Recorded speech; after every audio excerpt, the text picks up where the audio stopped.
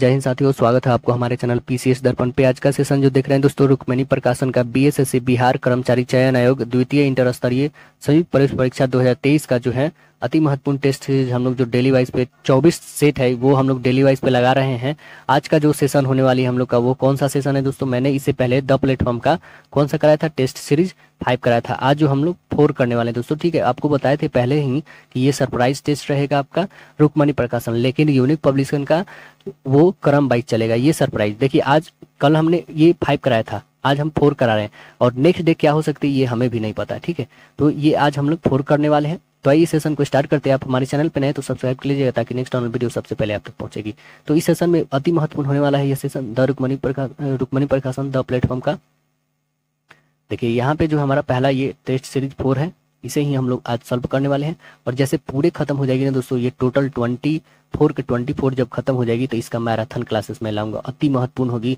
GK एक ही class में आप पूरे देख पाइएगा, जीएस जीके जीएस पूरे कंप्लीट एक ही क्लास में देख पाइएगा, फिर मैथ्स एक ही क्लास में देख पाइएगा पूरे के पूरे, फिर रीजनिंग एक ही क्लास में आप देख पाइएगा।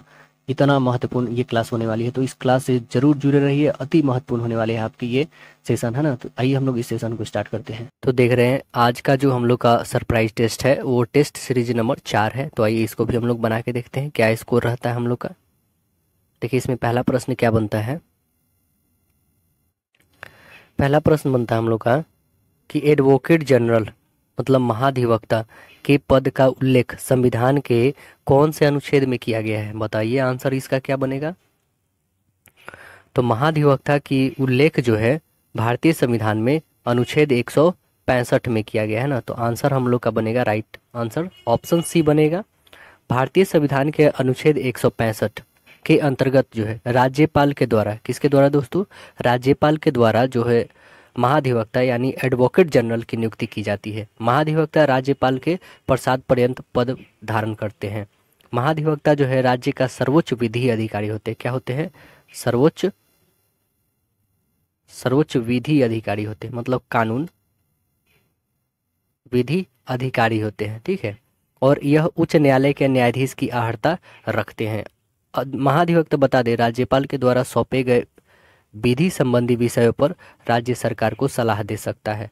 अनुच्छेद आपको बता दे एक और कि आर्टिकल जो है हम लोग का 177 है ना, इसमें क्या कहा गया है दोस्तों। तो आर्टिकल 177 में बोला गया है कि महाधिवक्ता के विशेषाधिकार से संबंधित प्रावधानों की बात कही गई है। और एक और आर्टिकल्स है दोस्तों, वो भी बता दे कि आर्टिकल जो है 161 इससे क्या संबंधित है। तो आपको बता दें कि अनुच्छेद 161 में क्षमा आदि की और कुछ मामलों में दंडादेश के निलंबन, परिहार या फिर लघुकरण की राज्यपाल की शक्ति के संदर्भ में उपबंध किया गया है अनुच्छेद 161 में, है ना। अगला प्रश्न हम लोग का बनता है कि लोकसभा का कार्यकाल जो है कितने बार 6 वर्ष कर दिया गया था। कितनी बार किया गया था, क्योंकि अभी तो लोकसभा का कार्यकाल 5 वर्ष की होती है ना। तो कितना बार जो है 6 वर्ष किया गया है। बताइए आंसर क्या बनेगी इसका। तो इसका आंसर बनेगा 1 बार, मात्र 1 बार किया गया था। ऑप्शन हम लोग का राइट आंसर ए होगा। अब बताइए कि एक बार वो जो हुआ भी था तो वो कब हुआ था। तो लोकसभा का कार्यकाल मात्र 1 बार 5 वर्ष के स्थान पे 6 वर्ष हुआ था 5वीं लोकसभा में। क्या भी 5वीं लोकसभा, ये 5वीं लोकसभा हुई कब थी दोस्तों। तो ये भी डेट भी याद रखें, 5वीं लोकसभा हुई थी 1971 में। कब हुआ था, 1971 में हुआ था, है ना। 6ठी लोकसभा के चुनाव जो था 1976, कब 1976 के बजाय जो है कब हुआ था 1977 में हुआ था। कौन, तो छठी लोकसभा का चुनाव, ठीक है ना। लोकसभा जो होता है संसद का प्रथम या निम्न सदन है ना, जिसका सभापतित्व करने के लिए एक अध्यक्ष होता है। तो पता है आपको लोग को क्या। अगला हम लोग का बनता है प्रश्न क्या, एक और इससे इम्पोर्टेंट जुड़े पॉइंट बता दें कि राष्ट्रीय जो आपातकाल के समाप्त होने के बाद जो है 6 माह से अधिक लोकसभा के कार्यकाल को नहीं बढ़ाया जा सकता है, ठीक है। और बता दें कि 42वें संविधान संशोधन के द्वारा लोकसभा और विधानसभाओं का कार्यकाल 5 वर्ष से बढ़ाकर 6 वर्ष कर दिया गया था। कैमा 42वें संविधान संशोधन के द्वारा ना, 44वें संविधान संशोधन के द्वारा लोकसभा और विधानसभा के कार्यकाल को पुनः कब जो है उनको 5 वर्ष कर दिया गया था। अगला प्रश्न देखिए क्या है। नेक्स्ट प्रश्न हम लोग का बनता है कि सरकारिया आयोग का गठन जो है इस विषय पर रिपोर्ट देने के लिए किया गया था। इस विषय पर रिपोर्ट देने के लिए किया गया था, आंसर बताइएगा। राइट आंसर बनेगा इसका ऑप्शन बी, केंद्र राज्य संबंध, है ना। आंसर बनेगा हम लोग का राइट आंसर ऑप्शन बी, केंद्र राज्य संबंध पर जो है सरकारी आयोग का गठन किया गया था। ये बाबरी मस्जिद ढांचा का क्षतिग्रस्त करने की जांच पर जो है लिब्राहम आयोग, कौन सी, लिब्राहम आयोग, लिब्राहम आयोग का गठन किया गया था ना। एम पूंछी आयोग, यह कब आया था? एम पूंछी आयोग जो है 2007 में, एम पूंछी आयोग 2007 में केंद्र राज्य संबंध के अध्ययन के लिए गठित किया गया था। कावेरी नदी जल विवाद पर जो है सांसद के द्वारा प्राधिकरण की स्थापना किया गया था। भारतीय संविधान के अनुच्छेद 262, भारतीय संविधान के आर्टिकल 262 में जो है नदी जल विवाद पर प्राधिकरण गठन करने का अधिकार सांसद को दिया गया है। आर्टिकल किस में है दोस्तों? तो यह 262 में है ना, नदी जल विवाद पर। अगला प्रश्न देखते हैं हम लोग। अगला प्रश्न हमारा बनता है कि अल्प विकसित देशों में गरीबी का मुख्य कारण क्या है? बताइए इसका आंसर क्या बनेगा। आंसर इसका राइट आंसर हो जाएगा ऑप्शन बी, है ना, आय की असमानता। राइट आंसर बनेगा ऑप्शन बी, आय की असमानता जो होती है यह अल्प विकसित देशों की गरीबी का मुख्य कारण होता है। वर्तमान में भारत में निर्धनता रेखा जो है, गरीबी रेखा का निर्धारण कौन करता है? तो यह करता है नीति आयोग। कौन करता है दोस्तों? नीति आयोग करता है। और इसके अध्यक्ष कौन होते हैं? तो इसके अध्यक्ष जो होते हैं वर्तमान में जो पीएम रहते हैं वही इसके अध्यक्ष होते हैं। अगला प्रश्न देखते हैं हम लोग। नेक्स्ट हमारा प्रश्न बनता है कि उद्योगों में प्रशिक्षण विद्यार्थियों को निःशुल्क अथवा कम कीमत पर पुस्तकें और स्टेशनरी उपलब्ध कराने जैसी आर्थिक कार्यक्रम सर्वप्रथम किस पंचवर्षीय योजना में शुरू किया गया था? कैवी पंचवर्षीय योजना में ये सब शुरू किया गया था कि निःशुल्क विद्यार्थियों को पुस्तक और कम कीमत पर पुस्तक स्टेशनरी उपलब्ध कराया जाए और प्रशिक्षण जो है विद्यार्थियों को निःशुल्क मिले। तो आंसर बताइएगा। राइट आंसर हो जाएगा इसका ऑप्शन सी हो जाएगा, है ना, पांचवी पंचवर्षीय योजना। राइट आंसर सी होगा।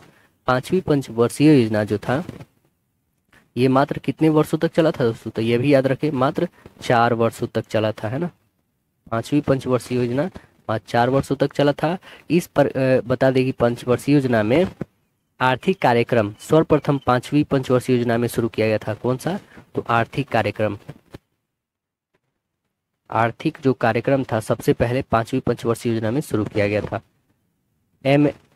MNP के द्वारा शुरू किया गया था ना, MNP।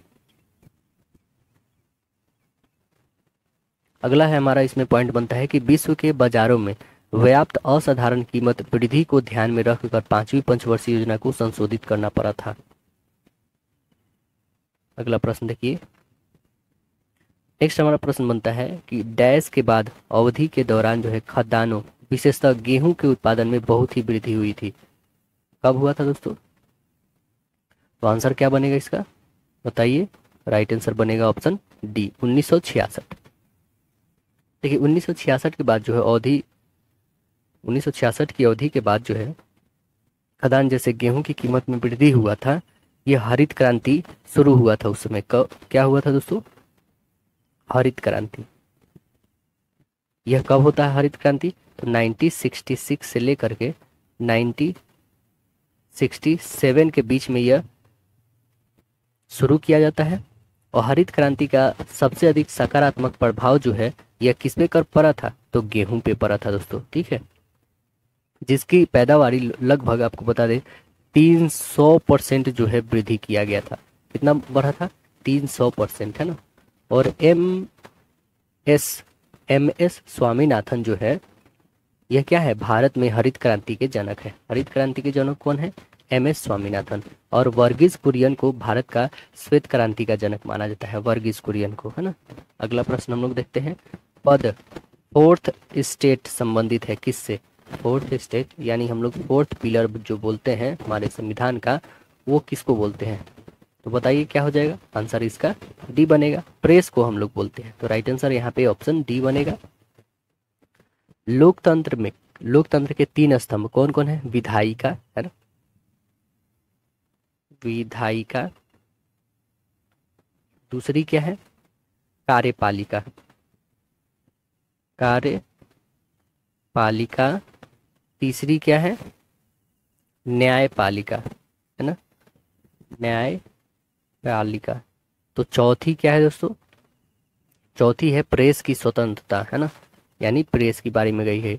तो आपको बता दें संविधान की इसे चौथी पिलर भी हम लोग कहते हैं ना, प्रेस को। विधायिका का कार्य जो है विधि या कानून बनाना होता है ना, कार्यपालिका विधायिका द्वारा बनाए गए कानून को कार्यान्वित करता है, और न्यायपालिका यह देखते हैं कि कानून जो बनाया गया है वह संविधान सहमत है या नहीं है। और प्रेस जो है विधायिका और कार्यपालिका के कार्य से जनता को अवगत कराता है और जनमत तैयार करता है। चारों का काम आप लोगों ने देख लिया। अगला प्रश्न देखते हैं हम लोग कि निम्नलिखित में से किस कोटि के कामगारों को खेतिहर कहते हैं? किसे खेतिहर कहेंगे दोस्तों? तो जो दूसरे की जमीन पर खेती करते हो उसे ही तो खेतिहर कहेंगे। तो आंसर बनेगा ऑप्शन सी, राइट आंसर होगा। अगला प्रश्न देखिए कि IST तथा GMT में जो समय अंतराल है वो हमें बताना है। IST यानी इंडियन स्टैंडर्ड टाइम होता है, और GMT का मतलब क्या होता है? ग्रीनविच मीन टाइम है ना। तो इसका समय अंतराल कितना का होता है? आंसर आपका बनेगा राइट आंसर ए होगा, 5.5 घंटा का है ना। भारत अपने मानक समय का निर्धारण जो है 82 डिग्री 30 मिनट 82 डिग्री 30 मिनट पूर्वी देशांतर से करता है, जिसे इंडियन स्टैंडर्ड टाइम कहते हैं हम लोग है ना। और जो ग्रीनविच मीन टाइम से समय से जो है 5.5 घंटा आगे है। आपको बता दें कि दो देशांतर के बीच की अधिकतम दूरी कितनी होती है दोस्तों? तो 111.32 किलोमीटर होती है। यह भी याद रखें, दो देशांतर के बीच की दूरी। विश्व को कितने टाइम जोन में बांटा गया है? तो यह भी याद रखें, 24 टाइम जोन में बांटा गया है। सबसे ज़्यादा जो है किस देश में है? तो फ्रांस में है। कितना? 12 है। प्रत्येक जोन के बीच जो है 15 देशांतर अथवा 1 घंटे का अंतराल होता है। अगला प्रश्न देखें कि उच्चतम न्यायालय ने किस मामले में मौलिक अधिकार की प्रमुखता राज्य के नीति निर्देशक सिद्धांत से ऊपर स्थापित किया है? कौन से मामले में? तो आंसर बनेगा हम लोग का राइट आंसर ए, गोलकनाथ का मामला। राइट आंसर क्या बनेगा? ऑप्शन ए यहाँ पे हो जाएगा। उच्चतम न्यायालय जो है गोलकनाथ मामले में मौलिक अधिकार को प्रमुखता राज्य के नीति निर्देशक सिद्धांत के ऊपर स्थापित किया है 1973 में। 1973 में केशवानंद भारती बनाम केरलवाद राज्यवाद में उच्चतम न्यायालय ने निर्णय दिया था कि सांसद मौलिक अधिकार सहित संविधान के किसी भाग में संशोधन कर सकता है, लेकिन संविधान के मूलभूत ढांचे में नहीं कर सकता है। अगला पॉइंट बनता है कि प्रस्तावना में भी संशोधन करने का अधिकार सांसद को दिया गया। मिनर्वा मिल्स का देखिए, मिनर्वा मिल्स बनाम भारत संघवाद, ये कब होता है? तो यह होता है 1980 में होता है मिनर्वा मिल्स, ठीक है। तो ये जो 1980 में होता है, उच्चतम न्यायालय ने मौलिक अधिकार और नीति निर्देशक तत्वों को एक दूसरे के पूरक माना और कहा कि इन्हें एक दूसरे से अलग नहीं देखना चाहिए। अब दूसरा आता है क्या हम लोग का कि गोलकनाथ मामला जो आता है, ये सर्वोच्च न्यायालय ने गोलकनाथ बनाम पंजाब राज्यवाद, यह होता है 1967 में 1967 में होता है। और इसके निर्णय में आर्टिकल 368 में निर्धारित प्रक्रिया में मूल अधिकारों में संशोधन पर रोक लगा दी, अर्थात सांसद जो है मूल अधिकार में संशोधन नहीं कर सकते हैं। अगला पॉइंट बनता है इसमें कि 24वें संविधान संशोधन जो होता है 1971 में 1971 में 24वां जो संविधान संशोधन होता है, अनुच्छेद 13 और अनुच्छेद 368 में संशोधन किया गया तथा यह निर्धारित किया गया कि अनुच्छेद 368 में दी गई प्रक्रिया के द्वारा मूल अधिकार में संशोधन किया जा सकता है। तो संविधान संशोधन किस आर्टिकल में किया गया है? 368 में किया गया है। ये भाग किस में पड़ता है? तो ये भाग 20 में पड़ता है, ये भी याद रखें। टोटल भाग कितना है दोस्तों? टोटल 22 भाग है ना। अगला प्रश्न देखते हैं कि पंजाब का शेर के रूप में किसे जाना जाता है? पंजाब का शेर किसे कहते हैं हम लोग? तो आंसर क्या बनेगा? लाला लाजपत राय जी को कहते हैं। आंसर हम लोग का सी बनेगा यहाँ पे। पंजाब का शेर 30 अक्टूबर 1928 को 30 अक्टूबर 1928 ईस्वी को क्या हो जाते हैं? लाहौर में साइमन कमीशन के विरुद्ध प्रदर्शन करते समय पुलिस की लाठी से लाला लाजपत राय बुरी तरह घायल हो गए और 17 नवंबर 1928 को 17 नवंबर 1928 को उनकी मृत्यु हो जाती है। साइमन कमीशन 3 फरवरी 1928 को भारत आया। इसे व्हाइटमैन कमीशन भी कहते हैं हम लोग। अगला प्रश्न है कि संविधान में मौलिक कर्तव्य को किसके द्वारा शामिल किया गया है? कैवा संविधान संशोधन के द्वारा मौलिक कर्तव्य को शामिल किया गया है? तो आंसर बताइएगा। राइट आंसर बनेगा ऑप्शन बी। 42वें संविधान संशोधन के द्वारा 1976 में 1976 में इसे जोड़ा गया है मौलिक कर्तव्य को। इसके अंतर्गत जो है 10 मौलिक कर्तव्य को अनुच्छेद 51 के क और भाग 4 के क के अंतर्गत जोड़ा गया है ना। वर्तमान में मौलिक कर्तव्यों की संख्या कितनी है? 11 है। उस समय 10 था। और 11वां कौन बना है? तो ये भी याद रखें। तो 11वां जो बना है यह बना है, पहले तो ये याद रखें हमें कि 86वें संविधान संशोधन द्वारा जो 2002 में 11वां जो मौलिक कर्तव्य है वो जोड़ा कौन गया है? इसका नाम है दोस्तों शिक्षा। 11वां जो मौलिक कर्तव्य है शिक्षा को जोड़ा गया है। कब जोड़ा गया है? तो ये भी याद रखें 2002 में जोड़ा गया है। ठीक है, 86वें संविधान संशोधन के द्वारा। मौलिक कर्तव्य जो है संविधान में स्वर्ण सिंह समिति के रिपोर्ट पर जोड़ा गया। और भारतीय संविधान में मौलिक कर्तव्य कहाँ से लिया गया है? मौलिक कर्तव्य लिया कहाँ से गया है दोस्तों? तो यह लिया गया है रसिया से, है ना, रूस से लिया गया है। अगला प्रश्न देखें कि लोकसभा में अविश्वास प्रस्ताव प्रस्तुत करने के लिए कम से कम कितने सदस्य का समर्थन होना चाहिए? कितने सदस्य का समर्थन होना चाहिए दोस्तों? तो आंसर बनेगा आपका राइट आंसर ऑप्शन सी। 50 आदमियों का, 50 सदस्यों का जो है समर्थन होना चाहिए। अविश्वास प्रस्ताव सदन के विपक्षी दल के किसी सदस्य के द्वारा रखा जा सकता है। प्रस्ताव के पक्ष में कम से कम 50 सदस्य का होना आवश्यक है तथा प्रस्ताव प्रस्तुत किए जाने के 10 दिन के अंदर इस पर चर्चा होना भी आवश्यक है। यदि स्पीकर अनुमति दे तो चर्चा के बाद जो है अध्यक्ष मतदान के द्वारा निर्णय की घोषणा करते हैं। अविश्वास प्रस्ताव सर्वप्रथम 1963 में जेपी कृपलानी कौन लाए थे दोस्तों? जेपी कृपलानी लाए थे। किसके विरुद्ध लाए थे? तो यह लाए थे जेएल नेहरू के विरुद्ध लाए थे। और पूछा जाए हमारे देश में कि सबसे ज़्यादा अधिक बार जो है अविश्वास प्रस्ताव किसके विरुद्ध लाया गया है, तो वो है जेएल नेहरू की बेटी इंदिरा गांधी के विरुद्ध जो है सबसे ज़्यादा बार अविश्वास प्रस्ताव लाया गया है। अटल बिहारी वाजपेयी के विरुद्ध जो है अविश्वास प्रस्ताव एक मत से पारित हो गया था। लोकसभा की अधिकतम सदस्यों की संख्या कितनी है बताइए? तो ये है 552 है ना। अगला प्रश्न देखते हैं हम लोग।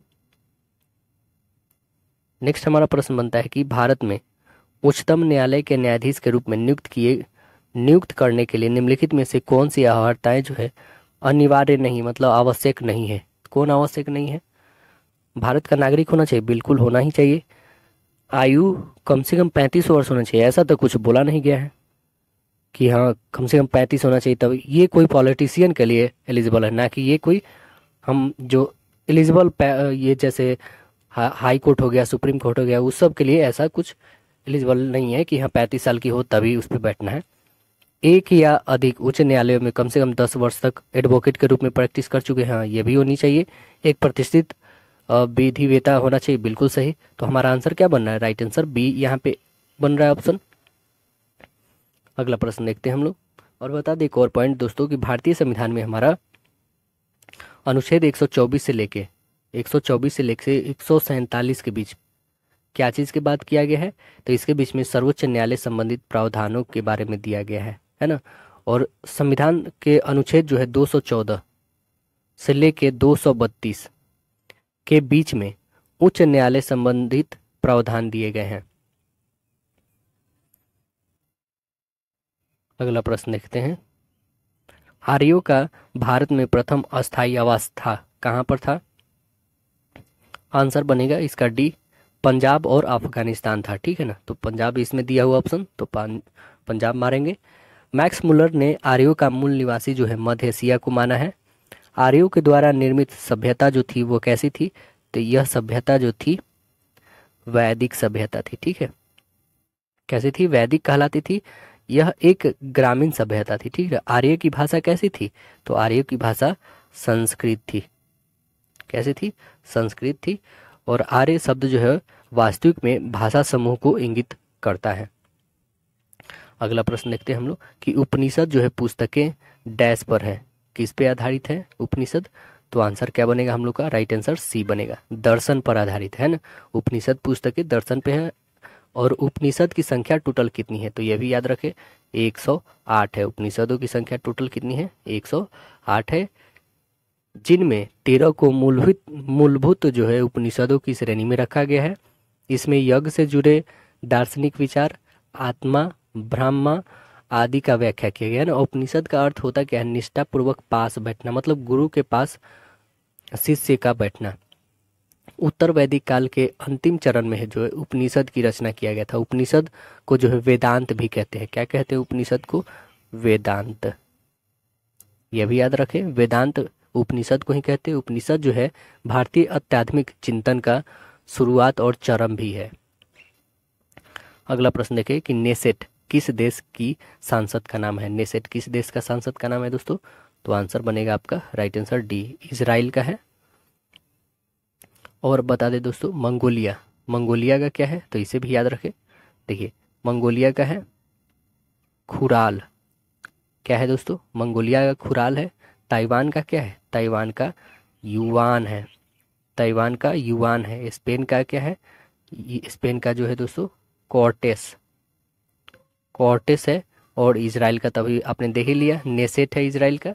ठीक है, नेपाल का बताइए तो राष्ट्रीय पंचायत है। ब्रिटेन का पार्लियामेंट, पाकिस्तान का नेशनल असेंबली, बांग्लादेश का जातीय पंचायत, जापान का डाइट और श्रीलंका का डेमोक्रेटिक सोशल रिपब्लिक है ना। अगला प्रश्न देखते हैं हम लोग।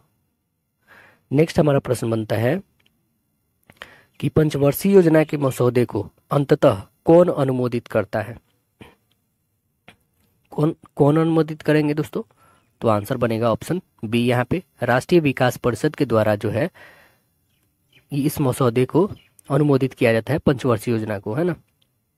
राष्ट्रीय विकास परिषद, राष्ट्रीय विकास परिषद जो है पंचवर्षीय योजना के मसौदे को अंततः अनुमोदित करते हैं 1 जनवरी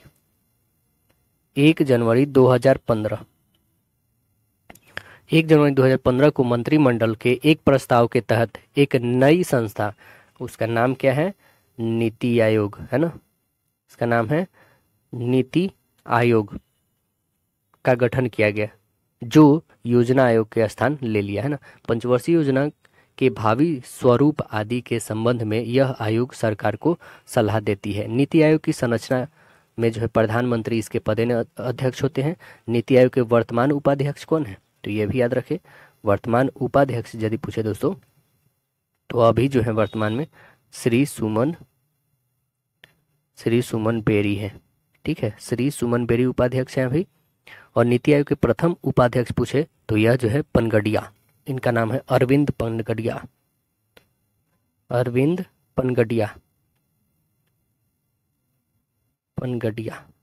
ठीक है, चलिए अगला प्रश्न हम लोग देखते हैं क्या है हमारा, कि कोई अर्थव्यवस्था टेक अप अवस्था में होती है जब, टेक अप अवस्था में कब होती है कोई अर्थव्यवस्था? तो आंसर क्या बनेगा? स्थैतिक विकास शुरू हो उस समय जो है हमारा अर्थव्यवस्था टेकअप कहलाती है ना। तो राइट आंसर क्या बनेगा? ऑप्शन डी हो जाएगा। टेक ऑफ मॉडल जो है यह प्रस्तुत हुआ कब था? तो 1950 में अमेरिकी अर्थशास्त्री जो है वॉल्ट व्हाइटमैन जो है स्टोव के द्वारा प्रकाशित किया गया था। कब? 1950 में, है ना। यह मॉडल बताता है कि आर्थिक विकास 5 बुनियादी चरणों में होता है ना। टेकअप अवस्था जो है आर्थिक विकास के प्राथमिक चरण को प्रदर्शित करता है। अगला प्रश्न हम लोग देखेंगे कि ग्राम सभा के संदर्भ में निम्नलिखित में से कौन सा कथन असत्य है ना, कौन सा गलत है, ये हमें बताना है। देखिए क्या बोल रहा है कि ग्राम पंचायत पूरे गांव के हित में निष्पक्ष रूप से काम कर सके, इसमें ग्राम सभा की महत्वपूर्ण भूमिका है। बिल्कुल बात सही है। ग्राम सभा पंचायत को मनमाने ढंग से काम करने से रोकती है तथा साथ ही पैसे का दुरुपयोग एवं कोई गलत काम न हो इसकी निगरानी भी करती है। बात तो सही है ये भी। ग्राम सभा चुने हुए प्रतिनिधित्व पर नजर रखने और लोगों के प्रति जिम्मेदारी और जवाबदेही बनने हेतु बहुत ही महत्वपूर्ण भूमिका निभाती है। ये भी सही है। तो आंसर हमारा क्या बना है? Right answer D.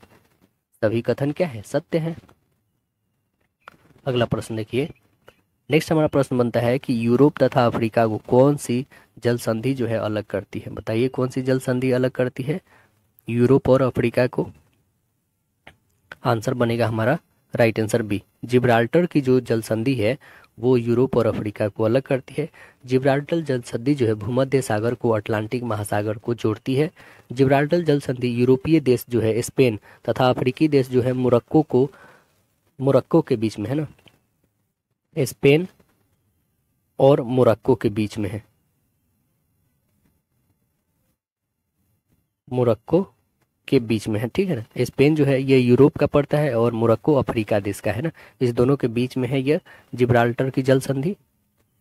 बेरिंग जल संधि बता दें आपको, बेरिंग सागर और चुस्की सागर को जोड़ती है तथा अलास्का मतलब यूएसए और रूस को अलग करती है।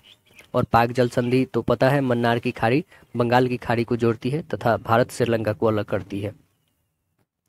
अगला प्रश्न है कि महिला प्रीमियम लीग WPL 2023 का खिताब किस टीम ने जीती है? कौन टीम जीता है दोस्तों 2023 में? तो आपको पता है मुंबई इंडियंस जीती है। किसको हरा कर दोस्तों? दिल्ली कैपिटल्स को हरा कर, है। तो आंसर तो हमारा राइट आंसर यहाँ पे ए बनेगा, पहला ही संस्करण था इसका। अगला प्रश्न है कि किस राष्ट्रकूट शासक ने एलोरा के पर्वतों को कटवा कर प्रसिद्ध कैलाश मंदिर का निर्माण करवाया? कौन करवाया था दोस्तों? आंसर बताइएगा। आंसर बनेगा इसका ऑप्शन बी, कृष्ण प्रथम करवाया था। कौन कराया था? कृष्ण प्रथम करवाया था ये काम। इससे जुड़े इंपॉर्टेंट पॉइंट बताते हैं हम लोग को दोस्तों कि राष्ट्रकूट वंश की स्थापना लगभग कब होता है? तो 753 ईस्वी में दंती दुर्ग ने किया था राष्ट्रकूट वंश का, है ना। इसने मान्यखेत या फिर मालखंड को अपनी राजधानी बनाई थी। किसको बनाया था?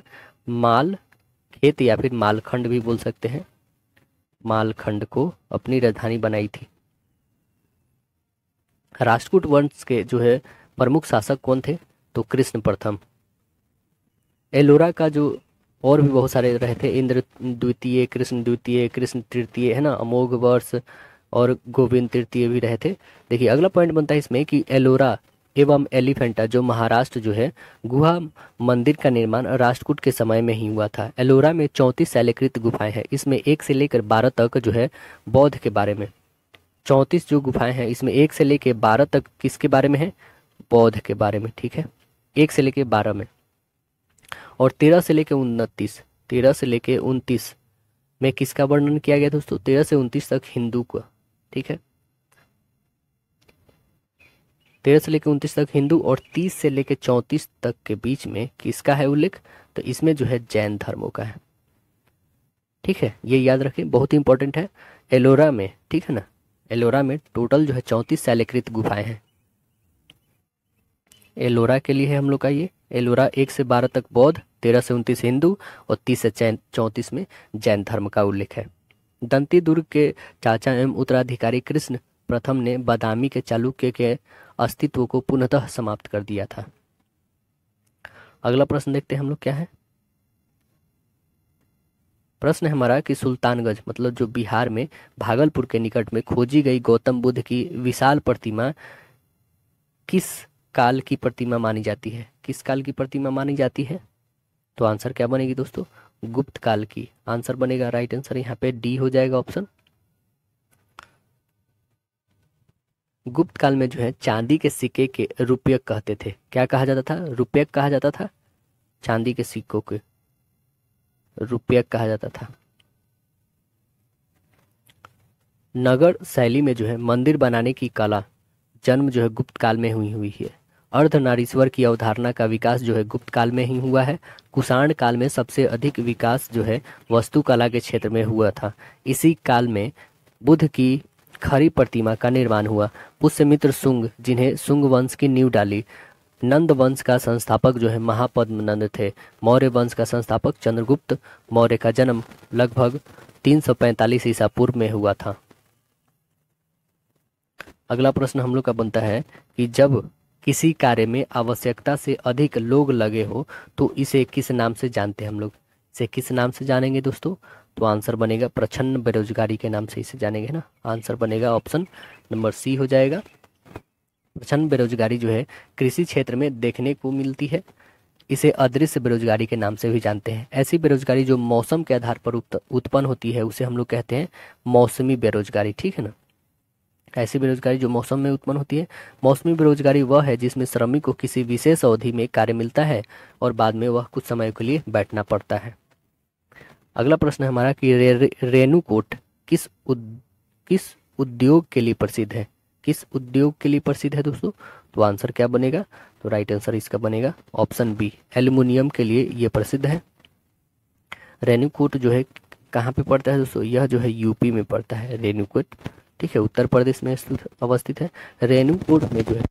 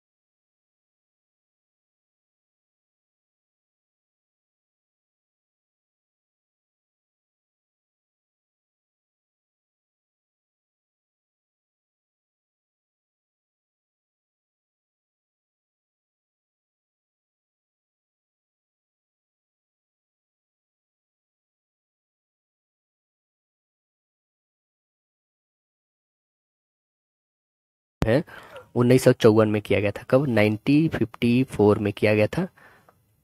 लोथल की खुदाई जो है 1955 से 56 में कौन?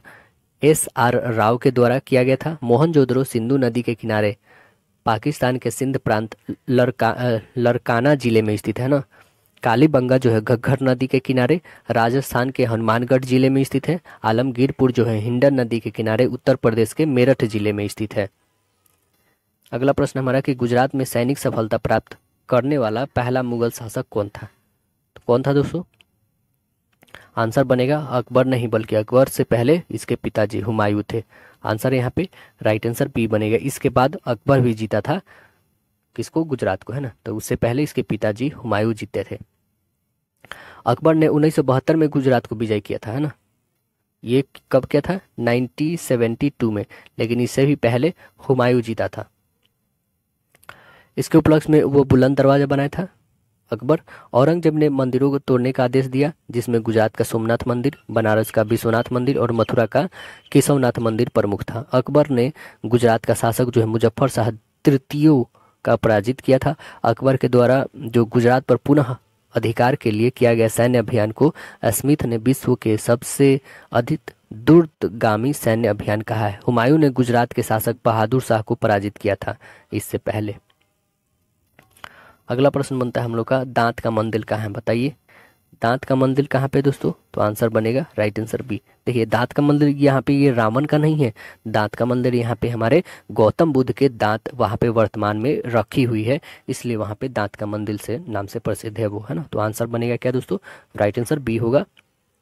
देखिए ये बता दें कि दलदा जो है मालीगांव या पवित्र दंत अवशेष का मंदिर जो है श्रीलंका के शहर जो है कैंडी में एक बौद्ध मंदिर है ये, है ना।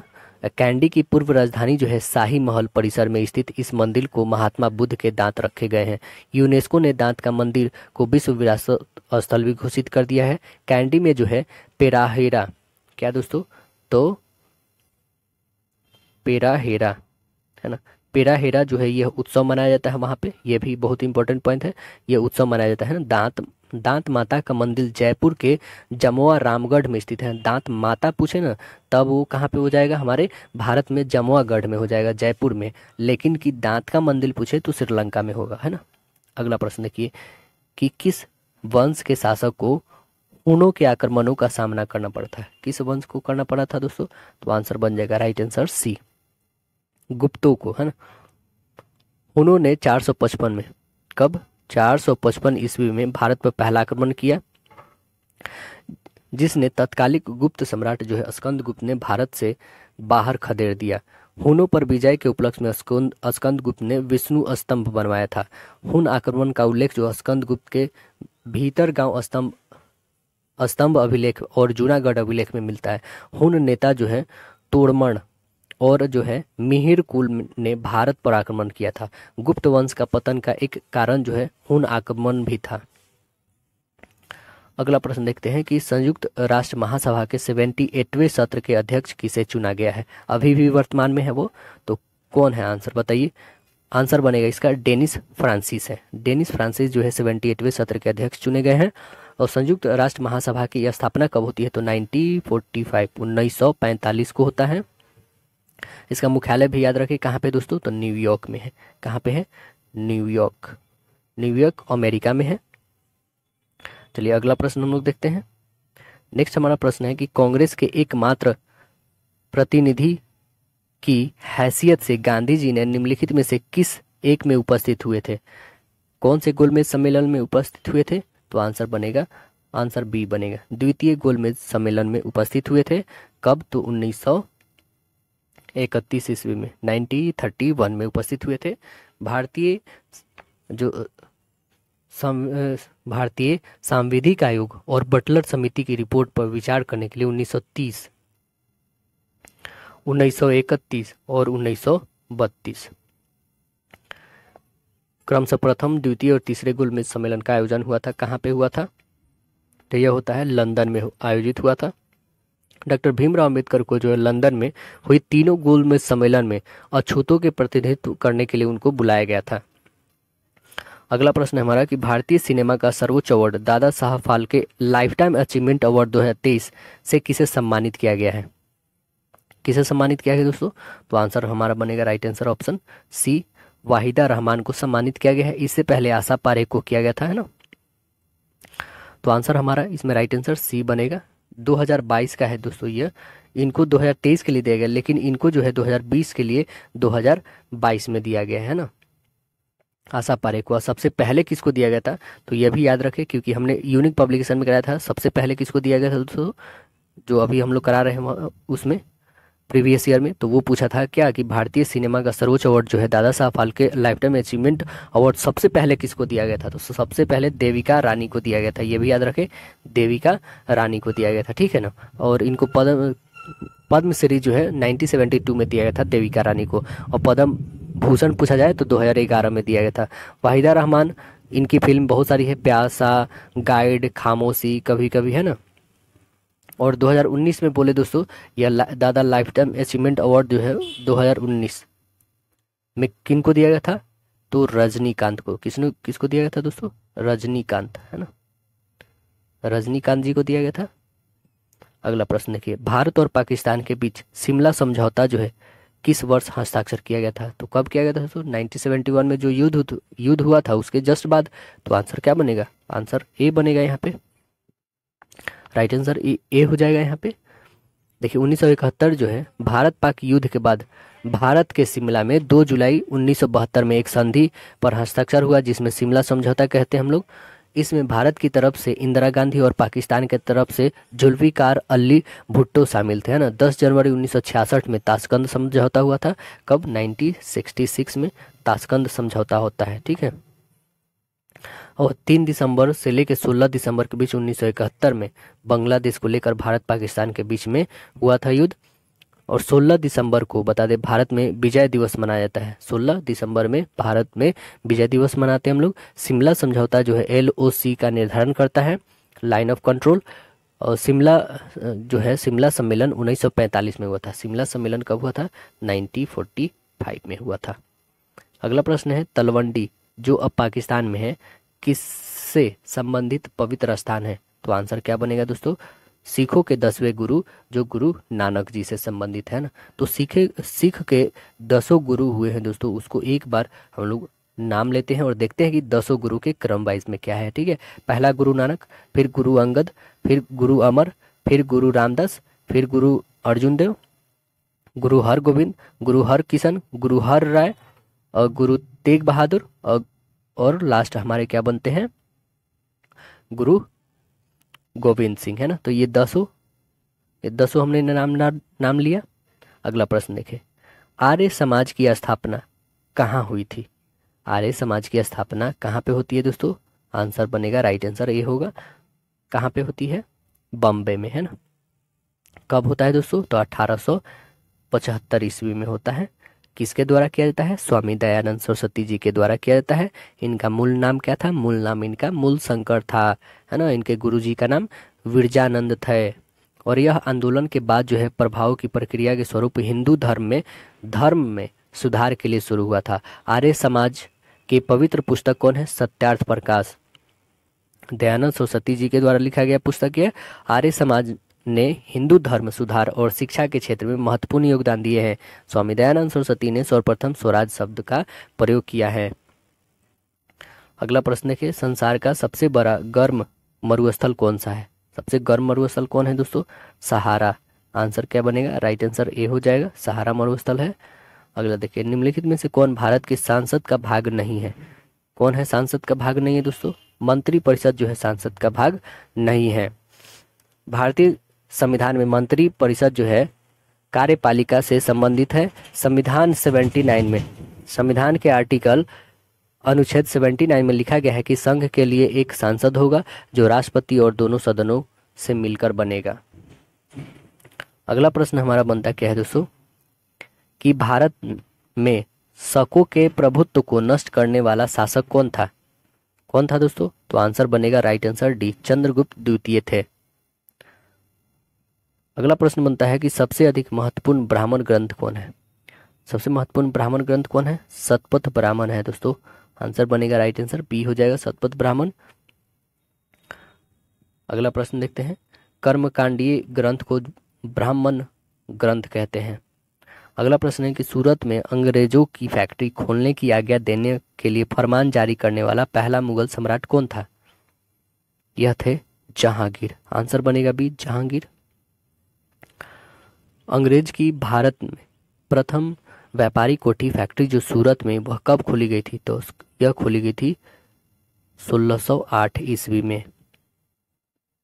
अगला प्रश्न देखते हैं हम लोग, स्वर्ण ट्रांस यानी रिजर्व ट्रांस निर्देशित करता है, किस चीज को निर्देशित करता है दोस्तों? तो IMF के द्वारा इसके सदस्य को प्रदत्त एक साख प्रणाली को निर्देशित करता है। आंसर बनेगा, राइट आंसर सी हो जाएगा हम लोग का। अगला प्रश्न है कि 23 मई 2023 को त्रिपुरा पर्यटन विभाग ने किसे अपना ब्रांड एम्बेसडर बनाया है? त्रिपुरा पर्यटन विभाग ने किसे बनाया है दोस्तों? आंसर बताइएगा, राइट आंसर इसका हो जाएगा सौरभ गांगुली को बनाया है ब्रांड एम्बेसडर। बंधन बैंक का भी और त्रिपुरा पर्यटन का, ये दोनों के ब्रांड एम्बेसडर हैं सौरभ गांगुली हैं। अरुणाचल प्रदेश के कौन है वर्तमान में दोस्तों?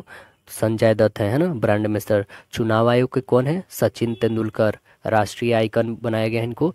यूनिसेफ इंडिया के ब्रांड एम्बेसडर कौन है? आयुष्मान खुराना। अगला प्रश्न देखते हैं हम लोग क्या है, भारतीय रिजर्व बैंक के आधिकारिक चिन्ह डैश शामिल है। आधिकारिक चिन्ह जो है किसका वृक्ष है दोस्तों? तार का, गुलाब का, पीपल का, बरगद का। तो आंसर बनेगा, राइट आंसर ऑप्शन ए होगा, तार का है इस पे, है ना।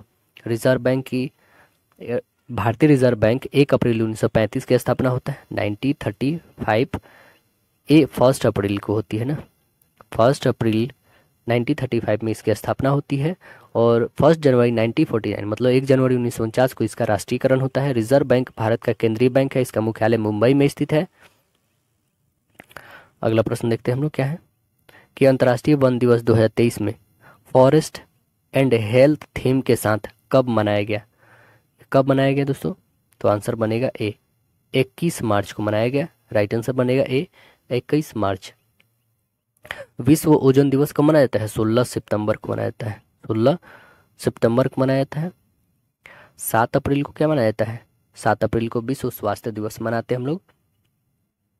5 दिसंबर को क्या मनाते हैं? विश्व मृदा दिवस मनाते हैं ना। और 27 सितंबर को विश्व पर्यटन दिवस, विश्व शहर दिवस मनाते हैं 31 अक्टूबर को, है ना। अगला प्रश्न देखिए कि मई 2023 में भारत सरकार ने किस देश में सितवे बंदरगाह के संचालन का अधिकार प्राप्त किया है? सितवे बंदरगाह यह किस देश में है दोस्तों? पहले तो ये पॉइंट याद रखना होगा आपको। सितवे बंदरगाह म्यांमार में है ना। यहाँ पे अपना अधिकार का संचालन किया है कौन? भारत किया है दोस्तों। त्रिकोमाली और हम्बनटोटा बंदरगाह ये किस देश में पड़ता है? तो यह श्रीलंका में पड़ता है। हम्बनटोटा कहाँ पड़ता है दोस्तों? श्रीलंका में, ठीक है। और आपसे पूछे चाबहार बंदरगाह कहाँ पड़ता है? तो ये ईरान में पड़ता है चाबहार, ठीक है। और मोंगला, मोंगला जो है बांग्लादेश में पड़ता है। अगला देखिए, भारतीय संविधान के अनुच्छेद 123 के तहत जो है, इसका तो आंसर म्यांमार डी हो जाएगा। अगला इसमें प्रश्न है कि भारतीय संविधान के अनुच्छेद 123 के तहत जो है अध्यादेशों की घोषणा करने की शक्ति निम्नलिखित में से किसके पास होती है? अध्यादेश जो है उसकी घोषणा करने की शक्ति किसके पास होती है? तो आंसर बताइए, भारत के राष्ट्रपति के पास होती है, आर्टिकल 121 में। और अनुच्छेद 72 में आपको बता दें दोस्तों, एक पॉइंट है कि 72 में, अनुच्छेद 72 में बोला गया कि भारत के राष्ट्रपति को क्षमादान शक्ति की प्रदान किया गया है ना। और 143 में क्या कहा गया दोस्तों? तो इसके तहत जो है राष्ट्रपति को उच्चतम न्यायालय से परामर्श का अधिकार प्राप्त है ना, 143 में। अगला प्रश्न देखते हैं कि दक्षिण अमेरिका महादेश के देश जो है वेनेजुला की राजधानी कहाँ है? महादेश के देश का जो है वेनेजुला की राजधानी कहाँ पे है दोस्तों? तो आंसर क्या बनेगा? काराकास। आंसर बी बनेगा, राइट आंसर बी हो जाएगा, काराकास। पेरू की राजधानी कहाँ है? लीमा है। पेरू की राजधानी लीमा, पेरू की राजधानी है लीमा। काराकास तो वेनेजुला का देख ही लिए। क्वीटो, ये क्वीटो कहाँ का है दोस्तों? तो इक्वाडोर का है। कहाँ है? इक्वाडोर का है, ठीक है। और जॉर्ज टाउन किसका है दोस्तों? जॉर्ज टाउन गुयाना के है। गुयाना का जॉर्ज टाउन है। अगला प्रश्न देखिए, मार्च 2023 में भारतीय मूल के किस रोबोटिक इंजीनियर को नासा के मून टू मार्स प्रोग्राम के प्रमुख रूप से नियुक्त किया गया है? आंसर क्या बनेगा इसका? आंसर बनेगा ए, अमित क्षत्रिय को जो है मुख्य रूप से इनको नियुक्त किया गया है मून टू मार्स प्रोग्राम में। आंसर यहाँ पे ऑप्शन ए हो जाएगा। अगला प्रश्न देखते हैं, जम्मू कश्मीर और लद्दाख 2 केंद्र शासित राज्य कब बन गए थे? कब बने थे दोस्तों? तो आंसर क्या बनेगा? राइट आंसर ऑप्शन सी हो जाएगा, 31 अक्टूबर 2019 को यह बन गया। देखिए इससे जुड़े इंपॉर्टेंट पॉइंट बहुत इंपॉर्टेंट है। जम्मू कश्मीर पुनर्गठन अधिनियम जो है 2019 में आता है, ठीक है, 2019 में आता है। तो राज्य सभा के द्वारा पारित कब होता है? तो ये भी बहुत इंपॉर्टेंट है, 5 अगस्त को। कब होता है? 5 अगस्त 2019 को पारित होता है। किसके द्वारा? तो राज्यसभा। और लोकसभा के द्वारा कब होता है? 6 अगस्त को ही हो जाता है, जस्ट उसके अगले दिन। और राष्ट्रपति इस पे हस्ताक्षर करते हैं 9 अगस्त को। राष्ट्रपति कब हस्ताक्षर करते हैं? 9 अगस्त को। और लागू कब होता है? 31 अक्टूबर को लागू हो जाता है। अगला प्रश्न देखिए, जो पदार्थ जल के संपर्क में आने पर तत्काल कोलाइड विलयन बना लेता है उसे क्या कहते हैं? उसे हम लोग कहते हैं जलरागी कोलाइड। आंसर क्या बनेगा?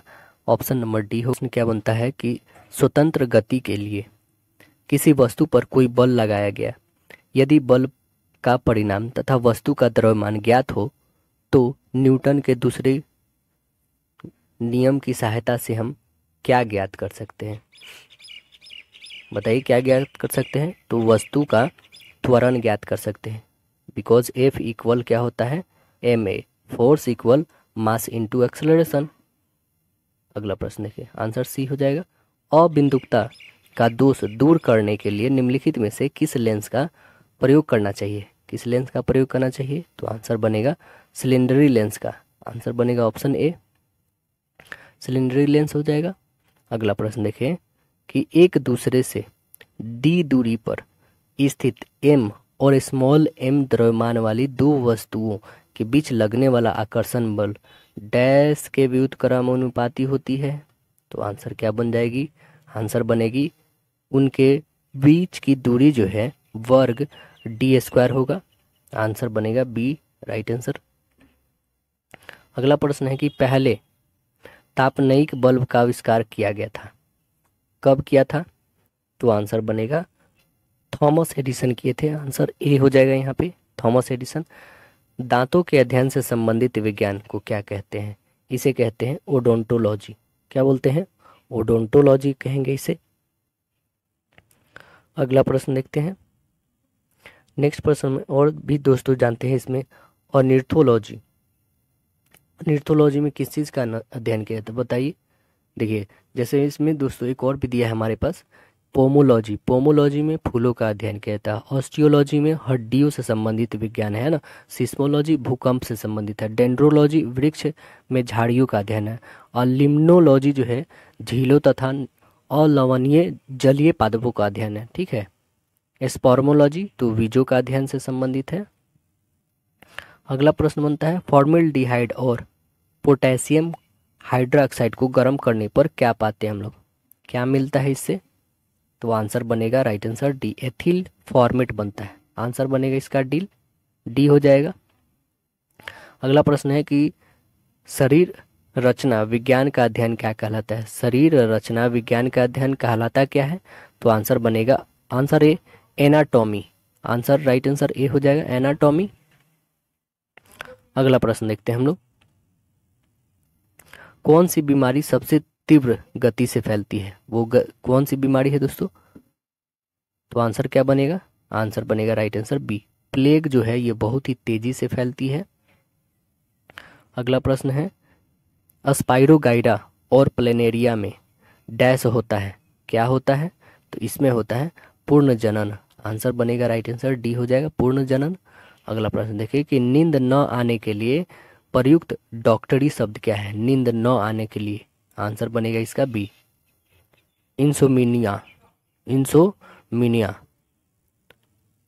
अगला प्रश्न देखिए यक्ष्मा रोग जो है पैदा करने वाला कारक कौन है? कौन है? तो आंसर बनेगा इसका आंसर ए, माइकोबैक्टीरियम। माइकोबैक्टीरियम है। अगला प्रश्न देखिए आहार नाल के किस भाग में प्रोटीन्स का अमीनो अम्ल में निम्नीकरण होता है? किस में होता है दोस्तों? तो आंसर क्या बनेगा इसका? राइट आंसर बनेगा सी, छोटी आंत में होता है। आहार नाल के किस भाग में प्रोटीन्स का अमीनो अम्ल में निम्नीकरण होता है? छोटी आंत में होता है। भोजन भी सबसे लास्ट पचता है छोटी आंत में, है ना। रुधिर कैंसर का दूसरा नाम क्या है? इसका दूसरा नाम क्या है दोस्तों? ल्यूकीमिया। आंसर बनेगा डी, ल्यूकीमिया इसका दूसरा नाम है। अगला प्रश्न है कि चॉकलेट स्वास्थ्य के लिए हानिकारक हो सकता है क्योंकि इसमें डैश की मात्रा अधिक होता है। क्या होता है दोस्तों? निकेल की मात्रा सबसे ज़्यादा होता है। और पारा युक्त जल यदि आप पीते हैं तो उससे क्या हो जाता है? मिनी माता रोग हो जाता है ना। अगला प्रश्न देखते हैं हम लोग।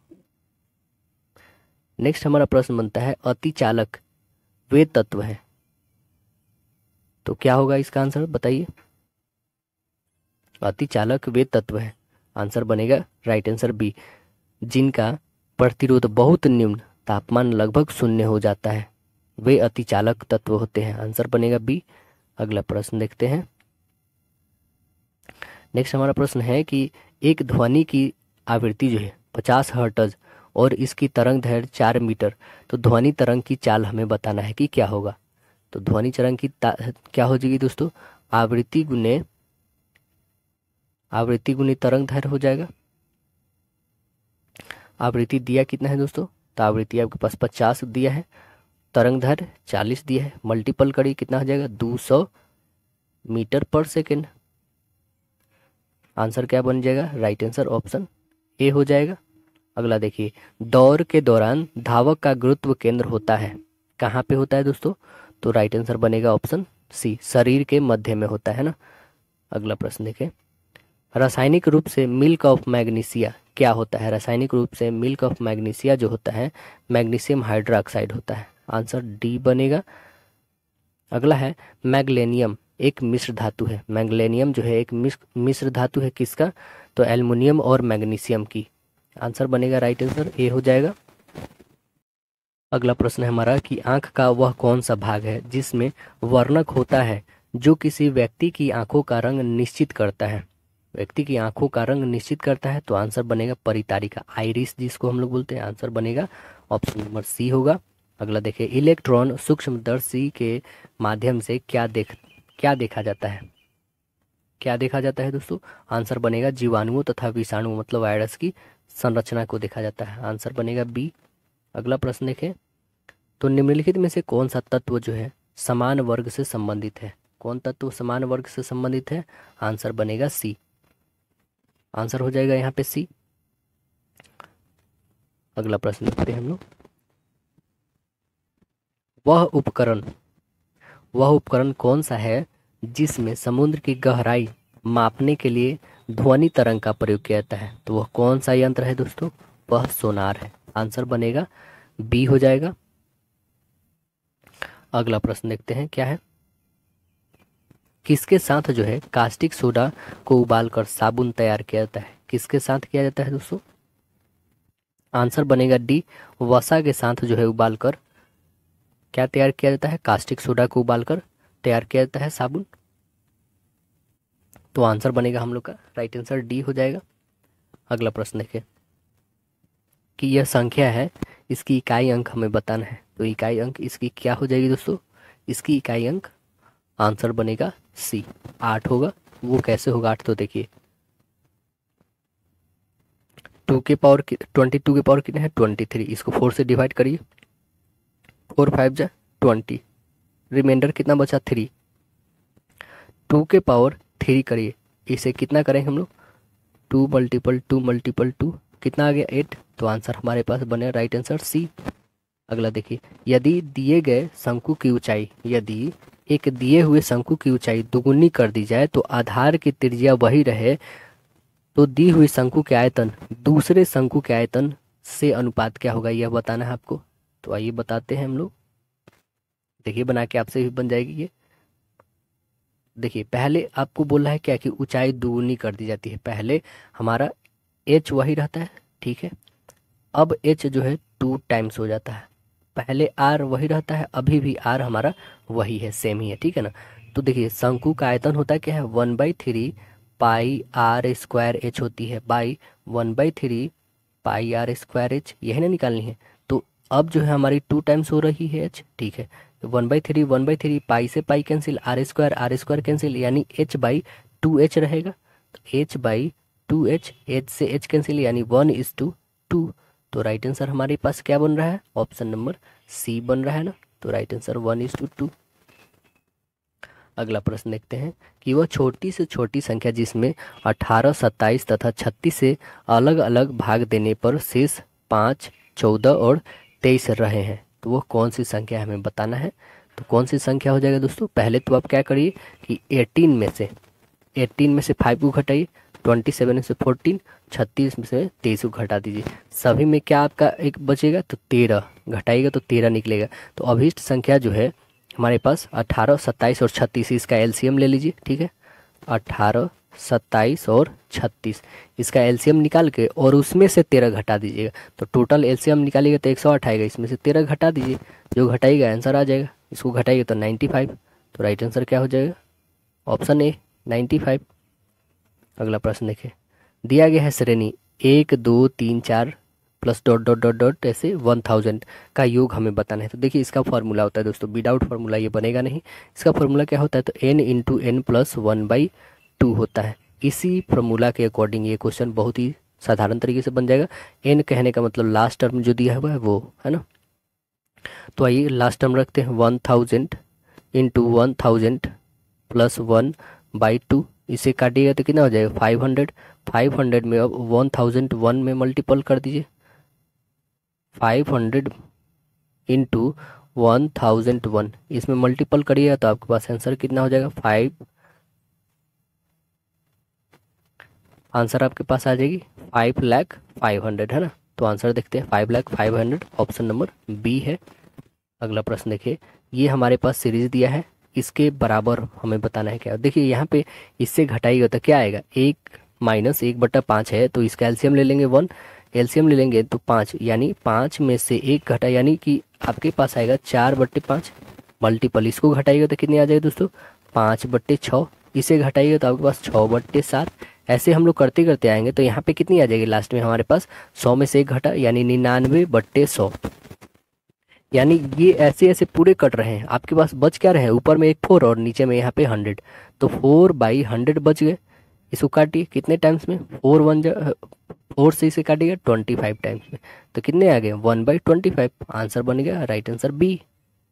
अगला प्रश्न देखें कि दो व्यक्ति एक स्तंभ की विपरीत दिशा में स्तंभ के शीर्ष उन्नयन कोण 30 डिग्री और 60 डिग्री मापते हैं। यदि स्तंभ की ऊंचाई 30 मीटर तो दोनों व्यक्तियों के बीच की दूरी हमें बताना है कि कितना होगा। तो देखिए ऐसा एक स्तंभ है, ठीक है, यहाँ पे स्तंभ डाला हुआ है, ठीक, इसका नाम ए डालते हैं, इसका बी और इसका सी, इसका डी डाल देते हैं। यहाँ पे हमारा परपेंडिकुलर है ये, देखिए ये उन्नयन कोण 60 डिग्री बनाता है और ये उन्नयन कोण हमारा 30 डिग्री बनाता है, ठीक। और यहाँ से इसकी दूरी दी हुई है कितना, 30 दी हुई है, 30 सेंटीमीटर या मीटर जो भी है, यहाँ पे मीटर में है, ठीक है।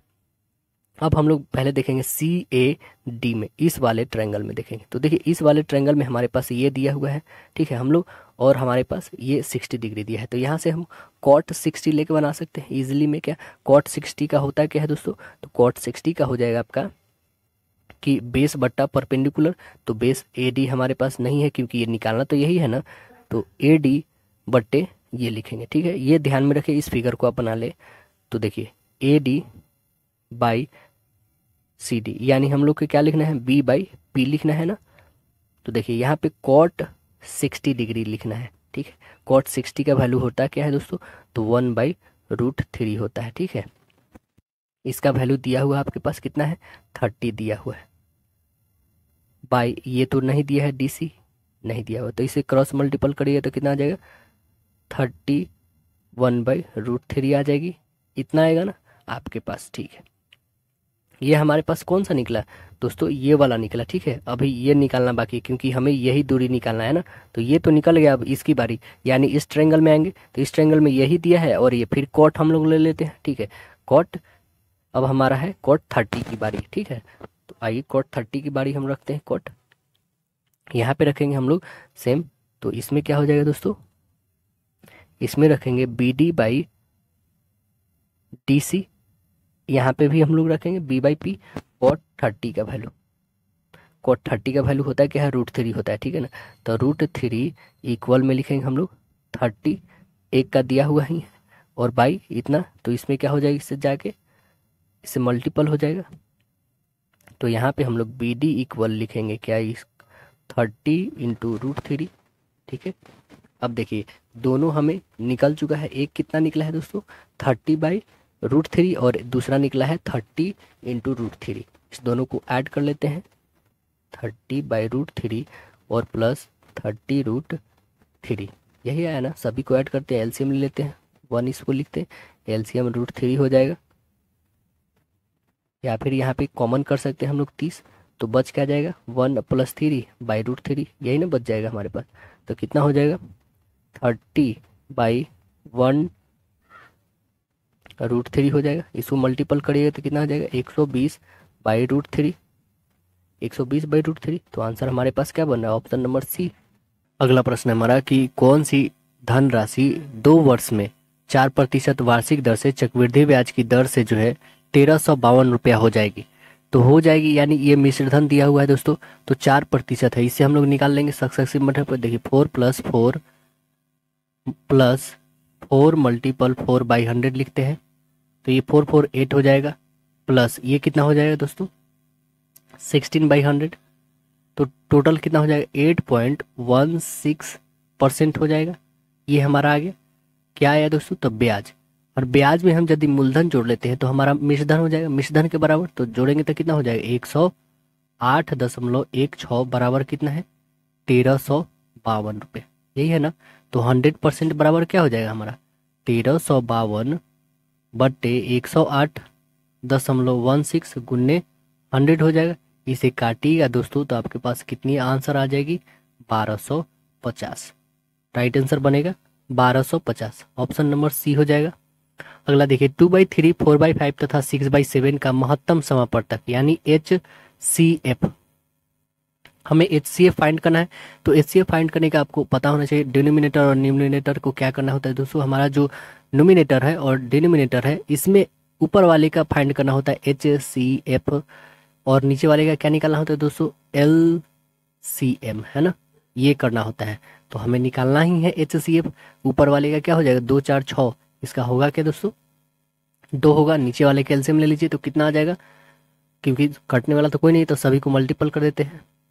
3 5 जा 15, 15 7 जा 105, 2/105 आंसर बनेगा हमारा ऑप्शन नंबर ए हो जाएगा। नेक्स्ट प्रश्न देखते हैं। यदि दो संख्याओं का योग 50, इनमें से एक संख्या दूसरी की 2/5 गुनी, तो संख्या हमें बताना है कौन सी होगी। दो संख्याओं का योग 50 दिया है, ठीक है। हमें सपोज कर लेते हैं x और प्लस y की वैल्यू कितनी दी हुई है, 50। इनमें से एक संख्या दूसरी की 2/5 गुनी है। तो हम ऐसे नहीं सपोज करते, हम लोग x पे ही लेके चलते हैं, ठीक है ना। हम सपोज करते हैं फर्स्ट संख्या हमारा x है, ठीक है। दूसरी संख्या हमारा क्या है, 2x/5 है, क्योंकि 2 गुनी हो रही है ना, 2x + 5 कर लेते हैं। अब दोनों का योग करते हैं तो हमारा कितना आ रहा है, 50। तो x + 2x/5 = 50 हो रही है ना। यहाँ से एलसीएम ले लेते हैं 5, ये बनेगा 5x + 2x = 50, यानी 7x हो जाएगा। 7x इक्वल, ये कितना हो जाएगा, 7x इक्वल हो जाएगा आपका 5 5 जा 250 हो जाएगा। x इक्वल कितना हो जाएगा, 250/7 हो जाएगा। 250/7, इसमें कौन सा है ना, ये नहीं है, यानी ये, तो आंसर हमारा राइट आंसर ए होगा। अगला प्रश्न देखें। यदि लागत मूल्य पर 20% का लाभ होता है तो विक्रय मूल्य पर लाभ का प्रतिशत क्या होगा, हमें ये बताना है ना। तो हम मान लेते क्या है कि क्रय मूल्य हमारा 100 रुपया है, ठीक है। CP 100 रुपया ले लेते हैं। तो SP हम कैसे फाइंड करेंगे, SP 100 इंटू जो हमारा प्रॉफिट हुआ है 20% बट्टे 100 होगा ना। 100 से 100 काटे, यानी हमारा SP कितना आ गया, 120। अब देखिए हमने खरीदा इतना में, बेच कितने रहे, 120 में, ठीक है। तो लाभ कितना हो गया, 20 रुपया का हमें। तो 20 बट्टे कितना हो जाएगा, 120 गुने 100 होगा ना। से काटे 20 छक्के, यानी इसको कितना ब्रेक करिए तो 60 सही 2/3, 16.2/3% आंसर बन रहा है सी। अगला देखिए क्या कर रहा है कि एक व्यक्ति कुछ दूरी को 30 घंटे में तय करता है। यदि वह अपनी चाल 1/15वां भाग कम कर दे तो इतने समय में वह 10 किलोमीटर की दूरी तय कर देगा, है ना। तो उसकी वास्तविक चाल बताना हमें क्या होगा। तो हम मान लेते हैं क्या व्यक्ति का वास्तविक चाल 1 किलोमीटर प्रति घंटा है। चलिए हम लोग बना के देखते हैं। यहाँ पे 1 किलोमीटर प्रति घंटा है, 1 किलोमीटर प्रति आवर है वास्तविक चाल। तो कुल दूरी उसकी कितनी हो जाएगी, कुल डिस्टेंस उसकी जो हो गई 30 गुने x, यानी 30 किलोमीटर हो जाएगी। तो नया चाल क्या होगा, इसका नया स्पीड जो होगा x - x/15 होगी ना, किलोमीटर प्रति घंटा। यानी इसको घटाएगा तो 15 में से एक, यानी 14x/15 किलोमीटर प्रति आवर हो जाएगी। नया चाल निकल गया, पहले वाली चाल है हमारे पास, ठीक है। अब हम इस दोनों को क्या करेंगे दोस्तों, यहाँ पे जो है हमारे पास अब 30 घंटे में तय की गई दूरी जो है कितना हो जाएगी, 30x माइनस जो हो गई हमारे पास 10, यह किलोमीटर में है, ठीक है। अब 14x जो आया हमारे पास नई वाली 14x/15 इंटू 30 करेंगे, इक्वल में क्या हो जाएगा मेरा 30x - 10। बस इक्वेशन तो है, यहाँ से आप सॉल्व नहीं कर लीजिएगा, वेरी गुड। यहाँ से हम लोग सॉल्व कर सकते हैं। 28x इक्वल 30x - 10 होगा। इसमें से इसको घटा दीजिए, कितना हो जाएगा 2x इक्वल 10, यानी 2 की वैल्यू कितनी आ जाएगी 5 टाइम्स में कटेगी। तो वास्तविक चाल कितना हो जाएगा 5 किलोमीटर प्रति आवर की रफ्तार होगी इसकी। ऑप्शन नंबर देखिए क्या बन रहा है, राइट आंसर बनेगी ऑप्शन नंबर ए होगा। अगला देखिए क्या प्रश्न है हमारा कि ए बी से उतना छोटा है जितना सी से बड़ा है। बी और सी की आयु का योग 50 वर्ष हो तो बी तथा ए की आयु का निश्चित अंतर कितना होगा, हमें यह बताना है। तो आइए हम लोग निकाल के देख लेते हैं कितना इसका निश्चित अंतर होगा। तो बी माइनस ए यदि करते हैं हम लोग, बी माइनस ए इक्वल में क्या हो जाएगा, ए माइनस सी होगा ना, क्योंकि जितना इससे बड़ा है उतना ही इससे छोटा भी है। तो बी प्लस सी लिखेंगे, बी यहाँ पे ये प्लस में आ जाएगा, इक्वल में हो जाएगा, ये तो इधर पहले से प्लस है, ये आएगा तो इधर भी प्लस, तो 2a हो जाएगा। तो बी सी यहाँ पे बोल रहा है ना कि बी और सी का योग कितना है, 50 है, 50 लिखेंगे इक्वल 2a, यानी a की वैल्यू कितनी आ गई, 25, a की वैल्यू कितनी आ गई, 25 आ गई है ना। तो स्पष्ट है कि b माइनस ए ज्ञात नहीं किया जा सकता है, b माइनस ए ज्ञात नहीं किया जा सकता, अतः आंकड़े क्या है हमारा, आंकड़े जो है अपर्याप्त है, आंसर बनेगा राइट आंसर डी। अगला प्रश्न देखें, ए बी सी किसी व्यापार में साझेदार बने, ए की कुल लाभ का 3/5 प्राप्त हुआ, शेष लाभ का बी तथा सी ने परस्पर बराबर बराबर बांट लिया। यदि सी को ए से 400 रुपया कम लाभांश प्राप्त हुआ तो कुल लाभ हमें बताना है कि कितना होगा। तो देखिए मान लेते हैं कि आगे कुल लाभ 100 रुपया है, ठीक है, और ए से प्राप्त कितना हुआ है, ए से प्राप्त हुआ है 3x/5, ठीक है, और बी से कितना प्राप्त हुआ है x/5, और सी से कितना प्राप्त हुआ है तो x/5। अब हम अकॉर्डिंग टू प्रश्न चलते हैं दोस्तों, तो यहाँ पे क्या होगा कि 3x/5 माइनस x/5 इक्वल कितना है, 400 है ना, घटाइए तो कितना हो जाएगा 2x/5 इक्वल 400, 2 से काटिए 200, x इक्वल क्या हो जाएगा 5 2 10, यानी 1000 हो जाएगा। x की वैल्यू कितनी आ गई, 1000 रुपया। तो आंसर हमारा क्या बन गया, राइट आंसर बन गया ऑप्शन सी। नेक्स्ट प्रश्न देखिए कि दो संख्याएं हैं 4:5 के अनुपात में है, पहली संख्या 20% की वृद्धि की जाती है, दूसरी में 20% की कमी करने पर प्राप्त संख्या का अनुपात हमें बताना है कि क्या होगा। तो देखिए पहला जो है हमारा 20% इंक्रीज, 4x ले लेते हैं, इसमें 20% यानी 120/100 करेंगे, रेशियो में रखते हैं, पहला है। दूसरी है 5x, इसमें कमी करना है तो 80/100 होगा, काटिए इसको 0 से 0, सीधे 20 चौका 20/25, 5 से 5 कैंसिल, 20 छक्के 20/25, ये तो कटेगा नहीं, 4 छक्के 24/5, रेशियो 4:1 बचेगा, 4 से काटिए 4 छक्के 24, यानी कितना आ गया 6:5 है ना। आंसर कितना आया 6:5, ऑप्शन नंबर बना हमारा डी। अगला देखिए, ए तथा बी दो मिश्र धातुएं हैं जिसे सोना तथा तांबे में क्रमशः 5:3 के अनुपात में और 5:11 के अनुपात में मिलाकर बनाया गया है। इन दोनों धातुओं को समान मात्राओं में पिघलाकर एक तीसरी मिश्र धातु सी बनाई गई है। मिश्र धातु सी से सोने का तांबे से अनुपात क्या होगा, ये हमें बताना है। तो आइए हम लोग इसका अनुपात निकाल के देख लेते हैं क्या होगा, शॉर्ट फॉर्म में बना के देखते हैं। जो हमारे पास दोनों का अनुपात दिया हुआ है, यहाँ से हम लोग निकाल लेंगे सोने का अनुपात। देखिए सोने का अनुपात क्या होगा 5/8 होगा, गोल्ड लिखते हैं हम लोग, ठीक है, गोल्ड का।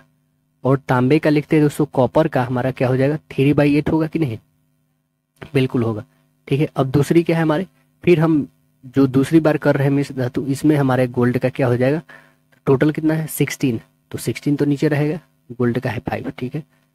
कॉपर का हमारा क्या हो जाएगा, कितना है 11/16 होगा। अब इसको और इसको ऐड करते हैं, इस वाले को और इसको ऐड कर लेते हैं। चलिए इसको ऐड करिए और इस वाले को इसको, मतलब गोल्ड से गोल्ड के और कॉपर से कॉपर को, और रेशियो निकाल लेते हैं। यहाँ पे 5/8 आया था प्लस 5/16 था, रेशियो 3/8 था प्लस 11/16 था ना।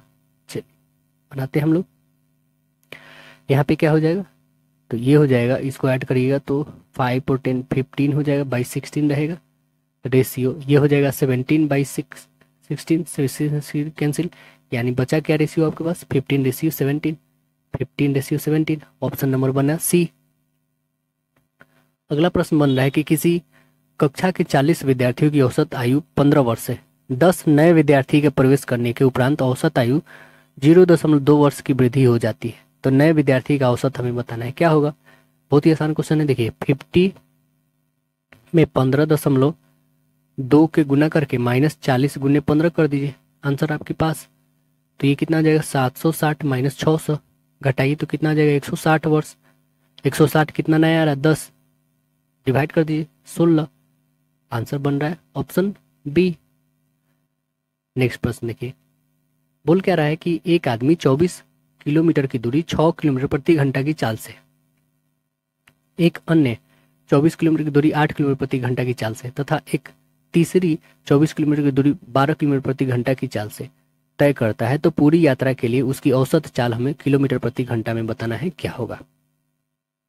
तो सभी को ऐड कर लेते हैं। 24/6 प्लस 24/8 प्लस 24/12 सभी को ऐड कर लेंगे हम लोग, तो यहाँ से निकाल देंगे। इसका एलसीएम क्या हो जाएगा, एलसीएम इसका हो जाएगा दोस्तों, सभी को हम लोग डिवाइड कर सकते हैं। 6 4 जा, एलसीएम छोड़िए, 6 4 जा, 6 3 जा और से 20 12 2 जा 24, तो कितना 7 और 2 9।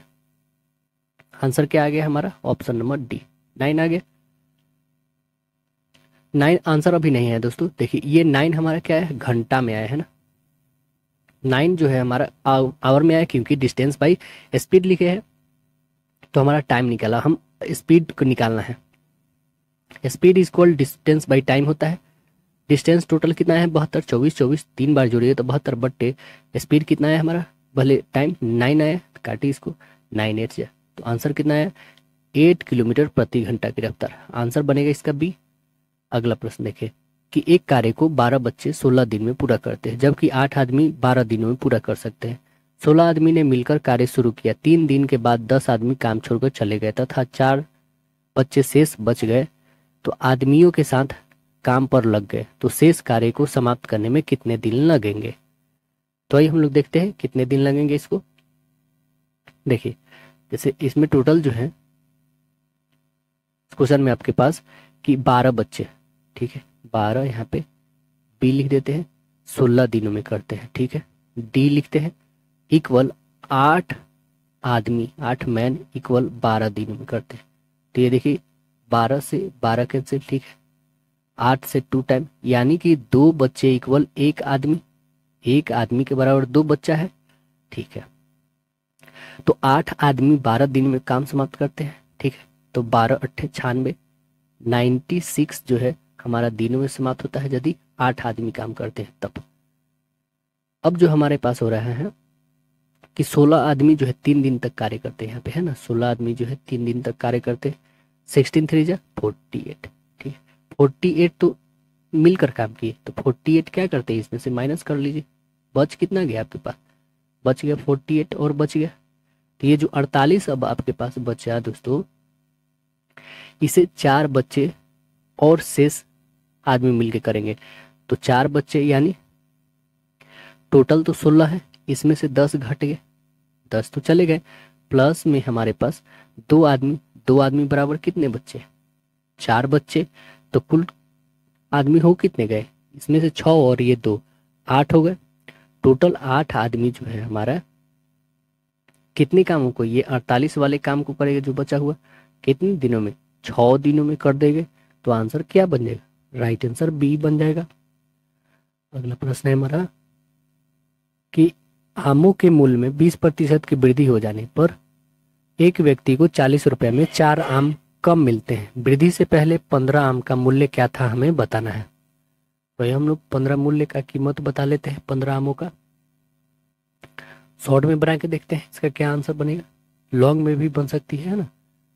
देखिए यहाँ पे हमारे पास 20% है ना, इसको बाई 100 करिए, 1/5 करिए कि नहीं, तो अभी हम लिखते हैं आरंभ वाला, मतलब शुरू में क्या था और वर्तमान में क्या है, ठीक है ना। तो शुरू में इसकी कीमत देखते हैं हम लोग, तो कितनी थी 5, यहाँ पे है ना 5, अब कितनी हो जा रही 6, इस दोनों को ऐड करेंगे तो 6। खपत को देखें तो 6 था, अब कितनी हो जा रही 5, तो इस दोनों के बीच की डिफरेंस कितनी है 1, ठीक है, 1 बराबर कितना है 4 आम कम मिलता है, मतलब कम रख, तो इस 4 से दोनों में मल्टीपल कर लेंगे, एक 6 इधर 5 जो था, 4 छक्के 24 ही आया, और इसमें 4 से करते हैं 4 पच्चे 20 आया, तो इधर 24 आम और ये कम वाले में 20 आम है, तो 15 आमों का कीमत हमें बताना है। तो टोटल कितना है 40/24 गुने 15 करिए तो कितना आ जाएगा आपके पास, 4 दहे 40, 4 छक्के 24, और भी कटेगा 3 से 2 टाइम्स में, 3 से 15 टाइम्स में, तो 2 से 5 टाइम्स से, 5 5 जा 25, तो आंसर कितना बच गया 25 रुपये में। ऑप्शन नंबर आपका डी राइट आंसर आ रहा है इसमें, option number D right answer होगा। अगला प्रश्न देखिए कि यदि किसी वस्तु को बेचने से प्राप्त लाभ प्रतिशत संख्यात्मक रूप में रुपए में इसके क्रय मूल्य के बराबर हो तो इसका क्रय मूल्य 39 रुपया हो, तो उसका क्रय मूल्य, विक्रय मूल्य इसका 39 रुपया हो तो उसका क्रय मूल्य रुपया में हमें बताना है कितना होगा। तो आइए इसको निकाल के देखते हैं कि कितना रुपया आ रहा है इसका।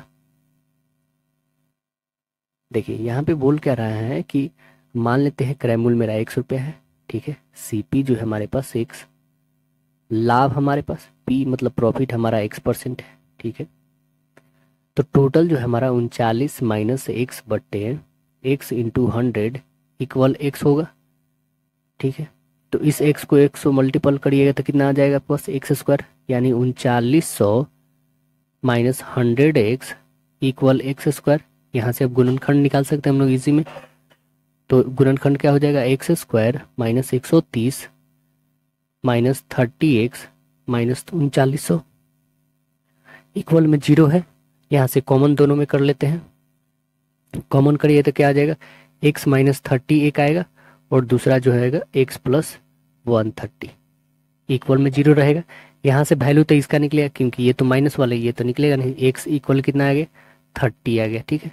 तो हमारा आंसर कितना बन गया, 30 रुपया। राइट आंसर बनेगा डी। अगला देखें कि किसी परीक्षा में 80% उम्मीदवार अंग्रेजी में, 85% गणित में उत्तीर्ण हुए, जबकि 75% अंग्रेजी तथा गणित दोनों विषय में उत्तीर्ण हुए। यदि 45 उम्मीदवार इन दोनों विषय में अनुत्तीर्ण हुए तो कुल विद्यार्थियों की संख्या हमें बताना है कितनी है। देखिए इसको कैसे बनाएंगे हम लोग। यहाँ पे अंग्रेजी और गणित दोनों विषय में उत्तीर्ण उम्मीदवारों की प्रतिशत कितना हो जाएगा, 80 प्लस 80 माइनस 75 हो जाएगा, कितना आ गया, 90।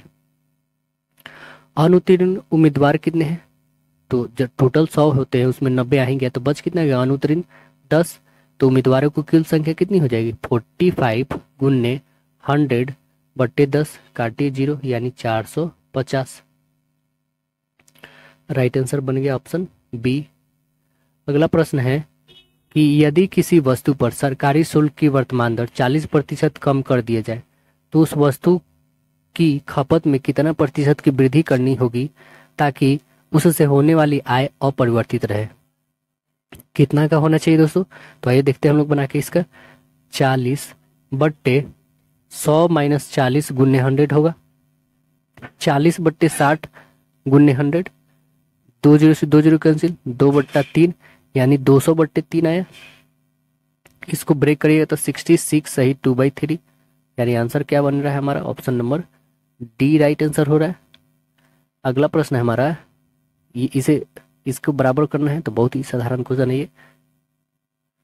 देखिए इसमें क्या करना है दोस्तों, इस सभी का हम लोग क्या करते हैं, डेसिमल हटा दीजिए। 3 यहाँ पे है और 2 ये इधर, देखिए 3 डिजिट बाद और ये 3, 6 टोटल हो रहा है। यहाँ पे 2 और 4 6, यानी सबका डेसिमल सीधे से खत्म हो गया, ठीक है।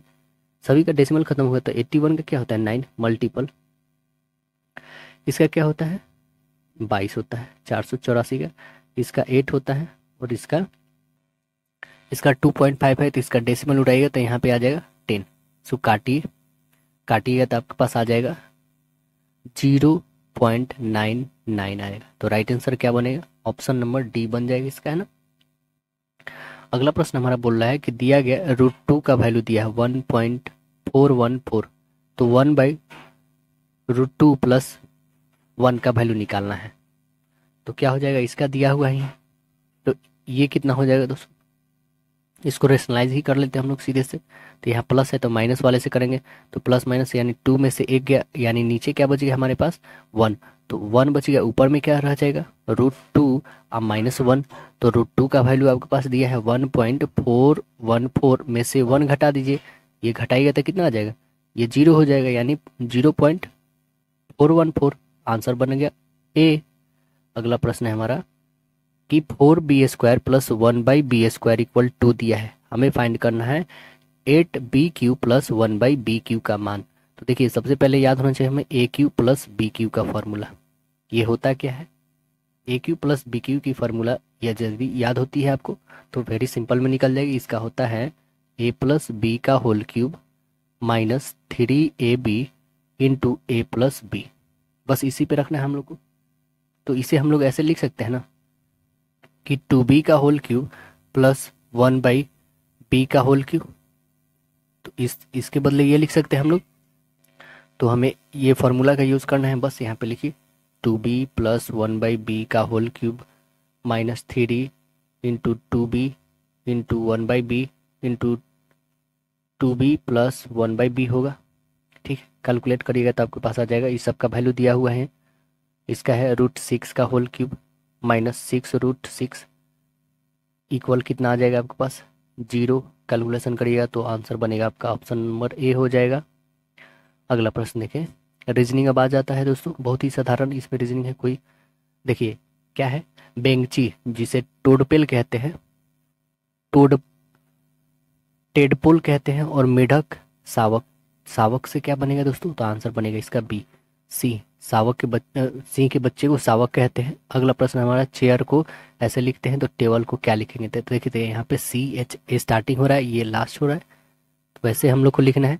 तो देखिए यहाँ से स्टार्टिंग जो है हमारा T से लास्ट होना चाहिए ना। तो कौन है, बस एक यही प्रश्न ऑप्शन नंबर है सी राइट आंसर हो जाएगा यहाँ पे। क्योंकि चेयर से कैसे आपको बताया ही है, इस लास्ट से है, इसमें भी सेम जस्ट वैसे ही होगा। इसमें देखिए बहुत बहुत आसान है। L से M हुआ तो D से क्या होना चाहिए, D से E होना चाहिए। तो E से एक B है और एक D है ना स्टार्ट वाला। आगे देखते C से क्या है दोस्तों, यहाँ से K से L हुआ तो देखिए यहाँ से 1 बढ़ा और ये 11 से 14 यानी 3 बढ़ा, तो यहाँ से 3 बढ़ना चाहिए 6 नंबर पे F आता है। F इसी में है और इसमें तो है नहीं, तो आंसर नंबर हमारा बनेगा राइट आंसर D बनेगा, क्योंकि इसमें G आ जा रहा है। अगला प्रश्न देखिए कि निम्नलिखित शब्दों को अंग्रेजी वर्णमाला शब्दकोश के अनुसार क्रम में रखने पर कौन सा शब्द चौथे स्थान पे आएगा, हमें बताना है। चौथे स्थान पे ए आ जाएगा, आप रखिएगा तो देखिएगा शब्दकोश में, आपको पता ही है। देखते हैं तो देखिए सबसे पहले आपका क्या आएगा, रेन आएगा, ये पहला नंबर पे आएगा। दूसरे नंबर पे आपका ये वाला आएगा, ठीक है, रेनबो। तीसरे नंबर पे कौन सा आएगा, रेडी आएगा, ठीक है। चौथे नंबर पे तो है ही। अगला प्रश्न देखिए कि अंग्रेजी वर्णमाला को विपरीत क्रम में लिखा गया, प्रत्येक दूसरे अक्षर को उसे हटा दिया गया, तो कौन सा अक्षर जो है शेष बचे अक्षर के मध्य होगा। कौन अक्षर होगा दोस्तों, तो ये आएगा एन। राइट आंसर बनेगा ऑप्शन ए। अगला प्रश्न है कि सुशील जो है दक्षिण की ओर 15 मीटर चलता है, फिर बाएं मुड़ जाता है और 20 मीटर चलता है, एक बार फिर बाएं मुड़ता है और 15 मीटर चलता है। वो आरंभिक बिंदु से कितना मीटर दूर है, ये हमें बताना है।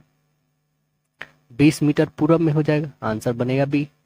यदि नवंबर की पहली तारीख को सोमवार पड़ता है तो 25 नवंबर को कौन सा दिन होगा। कौन सा दिन होगा दोस्तों, बृहस्पतिवार होगा, आंसर बनेगा सी। अगला प्रश्न देखिए, यदि 1 जनवरी 2007 को सोमवार था तो 31 दिसंबर 2007 को कौन सा दिन होगा। सोमवार पड़ेगा, आंसर सी होगा। नीचे दिए गए पासे को दर्शाना है कि 3 नीचे है तो कौन सी संख्या आएगी, 3 के अपोजिट होगा कौन। तो देखिए कौन सा होगा 3 के अपोजिट दोस्तों, 3 के अपोजिट 2 होगा, आंसर बनेगा ऑप्शन ए। अगला प्रश्न देखें, इसमें छांटना है हमें, ठीक है। 64, 208, 316, 118, तो अलग कौन है सबसे, 64 का स्क्वायर होता है, मतलब 8 का स्क्वायर, और किसी का कौन नहीं है।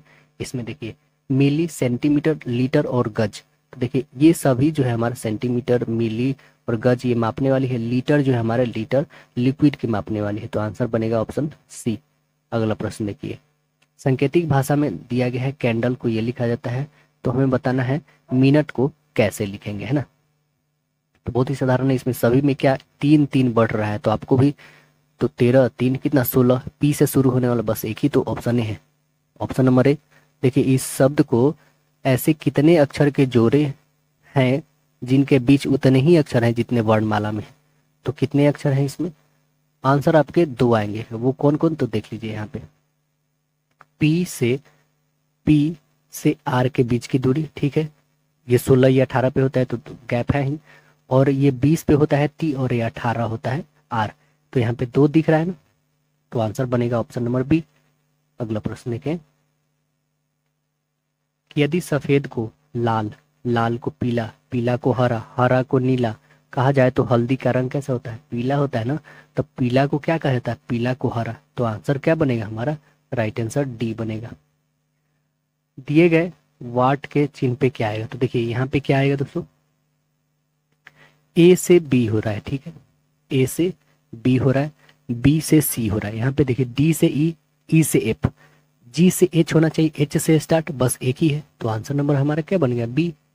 अगला प्रश्न देखिए, इसमें भी हमें खाली स्थान को भरना है कि इसमें क्या आने वाला है, तो देखिए 564 है, 564 में मल्टीपल करिए और बाई 10 डाल देते हैं, ठीक, कितना हो जाएगा, 30 चौके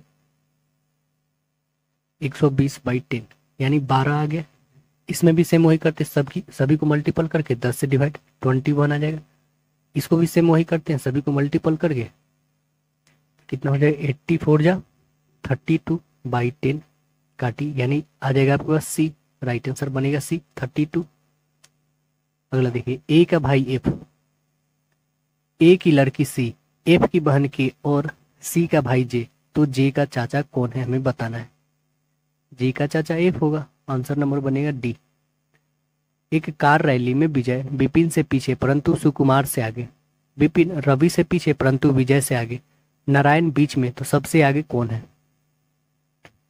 यहाँ पे देखिए रवि, इसके बाद आता है विपिन, इसके बाद होता है नारायण, इसके बाद विजय, इसके बाद सुकुमार, तो यहाँ पे सबसे आगे कौन है, सबसे आगे रवि है, तो आंसर बनेगा ऑप्शन ए। अगला प्रश्न है हमारा कि अक्षर दिए गए खाली स्थान को भरना है, ये तो सीरीज काउंट करके आपको भरना होगा यहाँ पे, तो सभी को हम लोग 4 4 अलग कर लेते हैं, 3 1 4 यहाँ से, फिर यहाँ से है ना, फिर यहाँ पे ये 4 4 का ग्रुप बन गया, यहाँ से इजी में निकाल सकते हैं, तो आंसर इसका आ जाएगा ऑप्शन नंबर सी हो जाएगा। अगला प्रश्न देखिए, इसमें हमें बताना है कि अगली संख्या क्या आने वाली है, तो देखिए बी से डी 2 बढ़ा है ना, या फिर ऐसे भी देख सकते हैं, इधर बढ़ा कर देखते हैं हम लोग और उससे पता कर लेंगे, तो देखिए यहाँ से 7 बढ़ा, यहाँ से भी 7, यहाँ से भी 7 ही बढ़ रहा है ना, तो हमें भी यहाँ से 7 बढ़ाना होगा। बी 2 पे होता है तो 7 बढ़ाएगा तो 9, यानी आई से स्टार्ट होने वाला, आई से एक ये है और कोई नहीं है, तो आंसर नंबर हमारा सी राइट आंसर हो जाएगा। अगला प्रश्न हमारा क्या है कि 14 21 30 41 54, तो अगला संख्या क्या होगी, तो देखिए इसमें 7, इसमें 9, इसमें 11, इसमें 13, तो इसमें कितना 15, 15 ऐड कीजिए कितना हो जाएगा 5 और 9, यानी लास्ट में 9 आना चाहिए, आंसर नंबर सी बन गया। अगला प्रश्न है हमारा कि 17 14 15 12 13, तो अगली संख्या क्या आने वाली है, तो अगली संख्या क्या आएगी, देखिए इसमें यहाँ से देखते हैं हम लोग एक गैप करके, 17 में से 15 2 कम हो रहा है, 15 में से 13 2 कम, तो इसमें से 2 कम करिए 11, यानी लास्ट में 11 आना चाहिए, तो या तो बी या तो 1 आने वाला, ठीक है। अभी देखिए 14 में से इसमें से 2, इसमें से 2 घटाइए 10, यानी 10 और 11, तो ऑप्शन नंबर हमारा ए बन गया।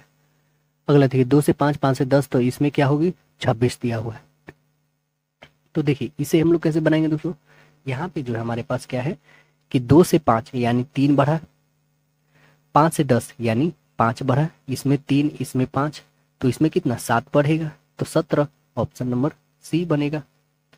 और इसमें 9 जोड़ के देख लीजिए आपका आ रहा है कि नहीं, आंसर बिल्कुल आ रहा है, 26 आ रहा है। अगला प्रश्न है हमारा कि ए सी एफ जे ओ, तो क्या आएगा, उसके बाद बी दिया हुआ है, तो देखिए ए से सी 2 बढ़ा, सी से एफ 3 बढ़ा, फिर इससे 4 बढ़ा, फिर इससे 5 बढ़ेगा, तो कितना हो जाएगा दोस्तों, यह जो होगा 5 और 5 से 6 बढ़ेगा तो 21, 21 पे क्या आता है यू, आंसर बनेगा सी। अगला प्रश्न देखें कि दिए गए विकल्प में उस संख्या का हमें चयन करना है जिसमें दी गई संख्या का समूह उसी से समान करता है, तो 10 12 15, देखिए ऐसा कुछ मैच कर रहा है क्या, तो हाँ ऐसा मैच कर रहा है, कौन है ये वाला है, तो राइट आंसर बनेगा ऑप्शन डी। देखिए कैसे, इसमें 2 इंक्रीज कर रहा है, इसमें 3 घट रहा है, इसमें भी 2 इंक्रीज कर रहा है, इसमें 3 क्या हो रहा है बढ़ ही रहा है, 10 से 12 2 बढ़ा, 12 से 15 3 बढ़ा, तो इसमें 2 बढ़ा इसमें 3, और कोई ऐसा कंडीशन नहीं हो रहा है, तो आंसर नंबर डी बन रहा है। अगला हमारा प्रश्न है एम और एफ एक विवाहित दंपति है, ए बी बहनें हैं, एफ ए की बहन है, तो बी एम की क्या लगती है, बी एम की क्या लगेगी, साली लगेगी, आंसर बनेगा बी। अगला प्रश्न देखें, 16 लड़कों की एक पंक्ति में जब राकेश की बाईं ओर से 2 स्थान हस्तांतरित की जाती, मतलब खिसक गया, तो बाएं सिरे से 7वें हो गया, तो पंक्ति में दाएं से उसकी पहले की स्थिति क्या थी हमें बताना है। तो क्या हो जाएगा, 16 में से 9 घटा दीजिए +1 यानी 8वां स्थान। आंसर क्या बनेगा इसका, ऑप्शन नंबर बी। अगला है बीते कल से पहले बुधवार था तो रविवार कब होगा। रविवार कब होगा, बुधवार में 2 दिन प्लस कर दीजिए यानी शुक्रवार को। तो आंसर क्या बन जाएगा इसका, ऑप्शन नंबर डी, आने वाले कल से पहले, कल से अगला दिन। आंसर डी बनेगा। अगला देखिए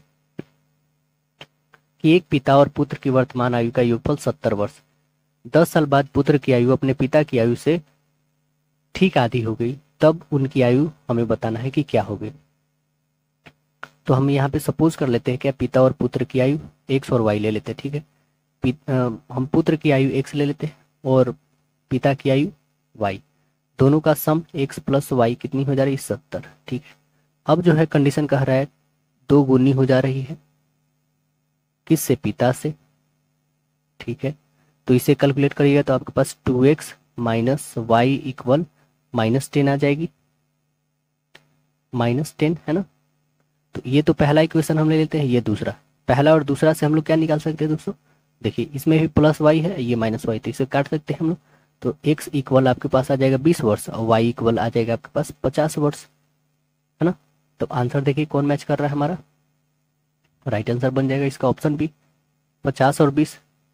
अगला प्रश्न देखें, दिया गया है b का वैल्यू 2 होता ही है, मैथ सभी को ऐड कर लेंगे, ये 13, 1 और 20 को ऐड कर 34, तो इसमें बताना है 10, 15, 7, 12, 5 और 24 को ऐड करिएगा तो आंसर आपके पास क्या आ जाएगी, आंसर आपके पास आ जाएगी 73, राइट आंसर डी।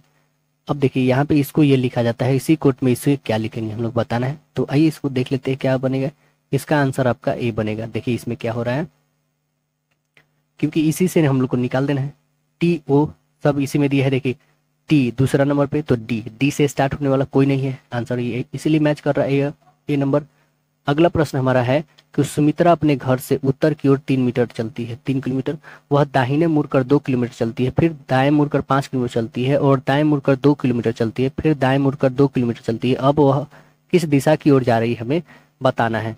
तो वह अब उत्तर की ओर जा रही है, आंसर ए बनेगा। अगला देखिए कि राम उत्तर की ओर मुंह करके खड़ा है, वह सीधे 10 किलोमीटर चलता है और बाएं मुड़कर 15 किलोमीटर सीधे चलता है, अंत में वह बाएं मुड़कर 10 किलोमीटर चलता है। तो वह प्रारंभिक स्थान से कितनी दूरी पे है हमें बताना है। कितना दूरी पे है दोस्तों, 15 किलोमीटर दूरी पे है, आंसर बनेगा डी, क्योंकि डायरेक्शन वाला उतना ईजी ही रहता है लगभग, ठीक है ना। यदि नहीं आ रहा है आपको दोस्तों तो कमेंट सेक्शन में जरूर बताइए कि हाँ ये नहीं आ रहा है, इसे फुल डिटेल्स में हम बनाएंगे, क्योंकि डायरेक्शन हमको नहीं लगता कि किसी से छूटने वाला, डायरेक्शन सभी बनाते हैं ना, जो रीजनिंग की थोड़ा भी जानकारी है वो भी बना पाते हैं। अगला देखिए, डी की ऊंचाई सी और एफ से ज्यादा है, ए की ऊंचाई एफ से कम, सी की ऊंचाई ए से अधिक, डी की ऊंचाई बी से कम है। यदि सी की ऊंचाई एफ की ऊंचाई से 6 सेंटीमीटर अधिक है तो इसमें से सबसे कम ऊंचाई वाला व्यक्ति कौन है हमें बताना है। तो सबसे ऊंचा वाला व्यक्ति कौन हो जाएगा दोस्तों, देखते हैं हम लोग बना के क्या आ रहा है इसमें। चलिए इसको सीरीज वाइज पे हम लोग पहले लेते हैं, पहले हम लोग बी को डालते हैं, जस्ट उसके नीचे डी, उसके नीचे सी, उसके बाद एफ, उसके बाद ए। तो सबसे कम ऊंचाई वाला व्यक्ति तो यही दिख रहा है, आंसर क्या बनेगा हमारा, ऑप्शन नंबर ए होगा।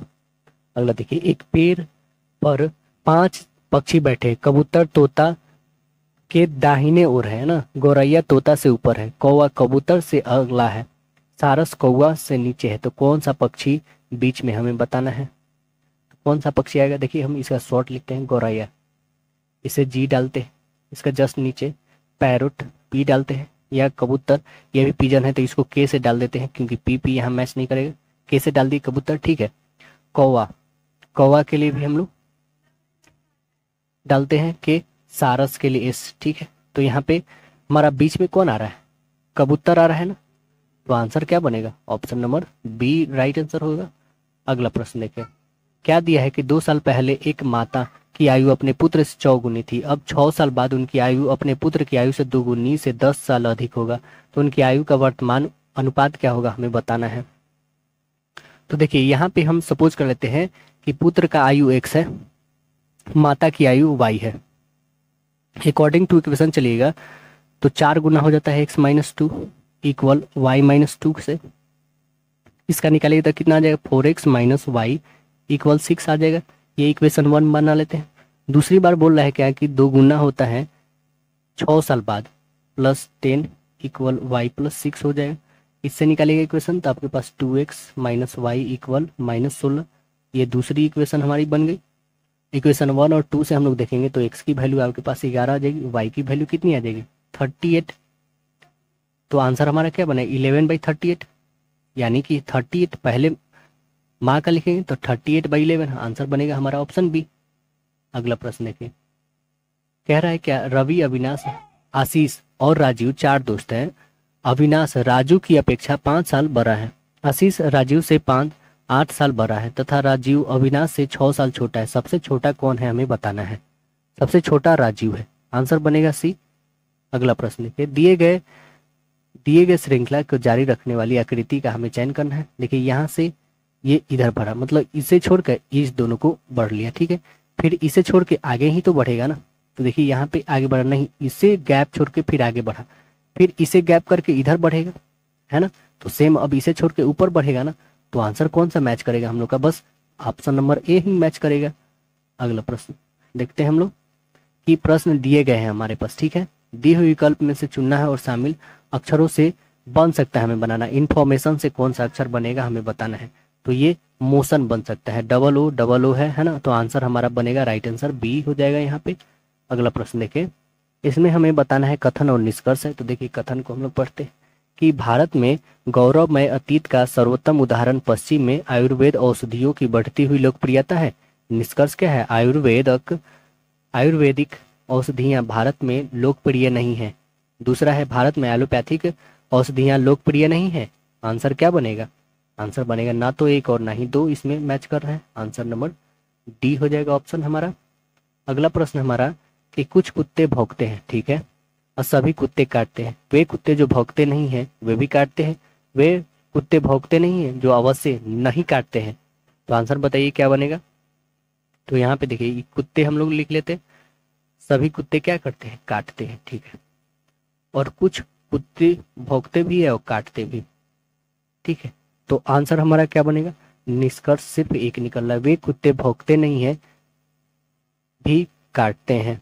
तो आंसर क्या बनेगा, option number A right answer हो जाएगा यहाँ पे। अगला प्रश्न देखें, दिया गया है यहाँ पे, ये तो बहुत ही साधारण है दोस्तों।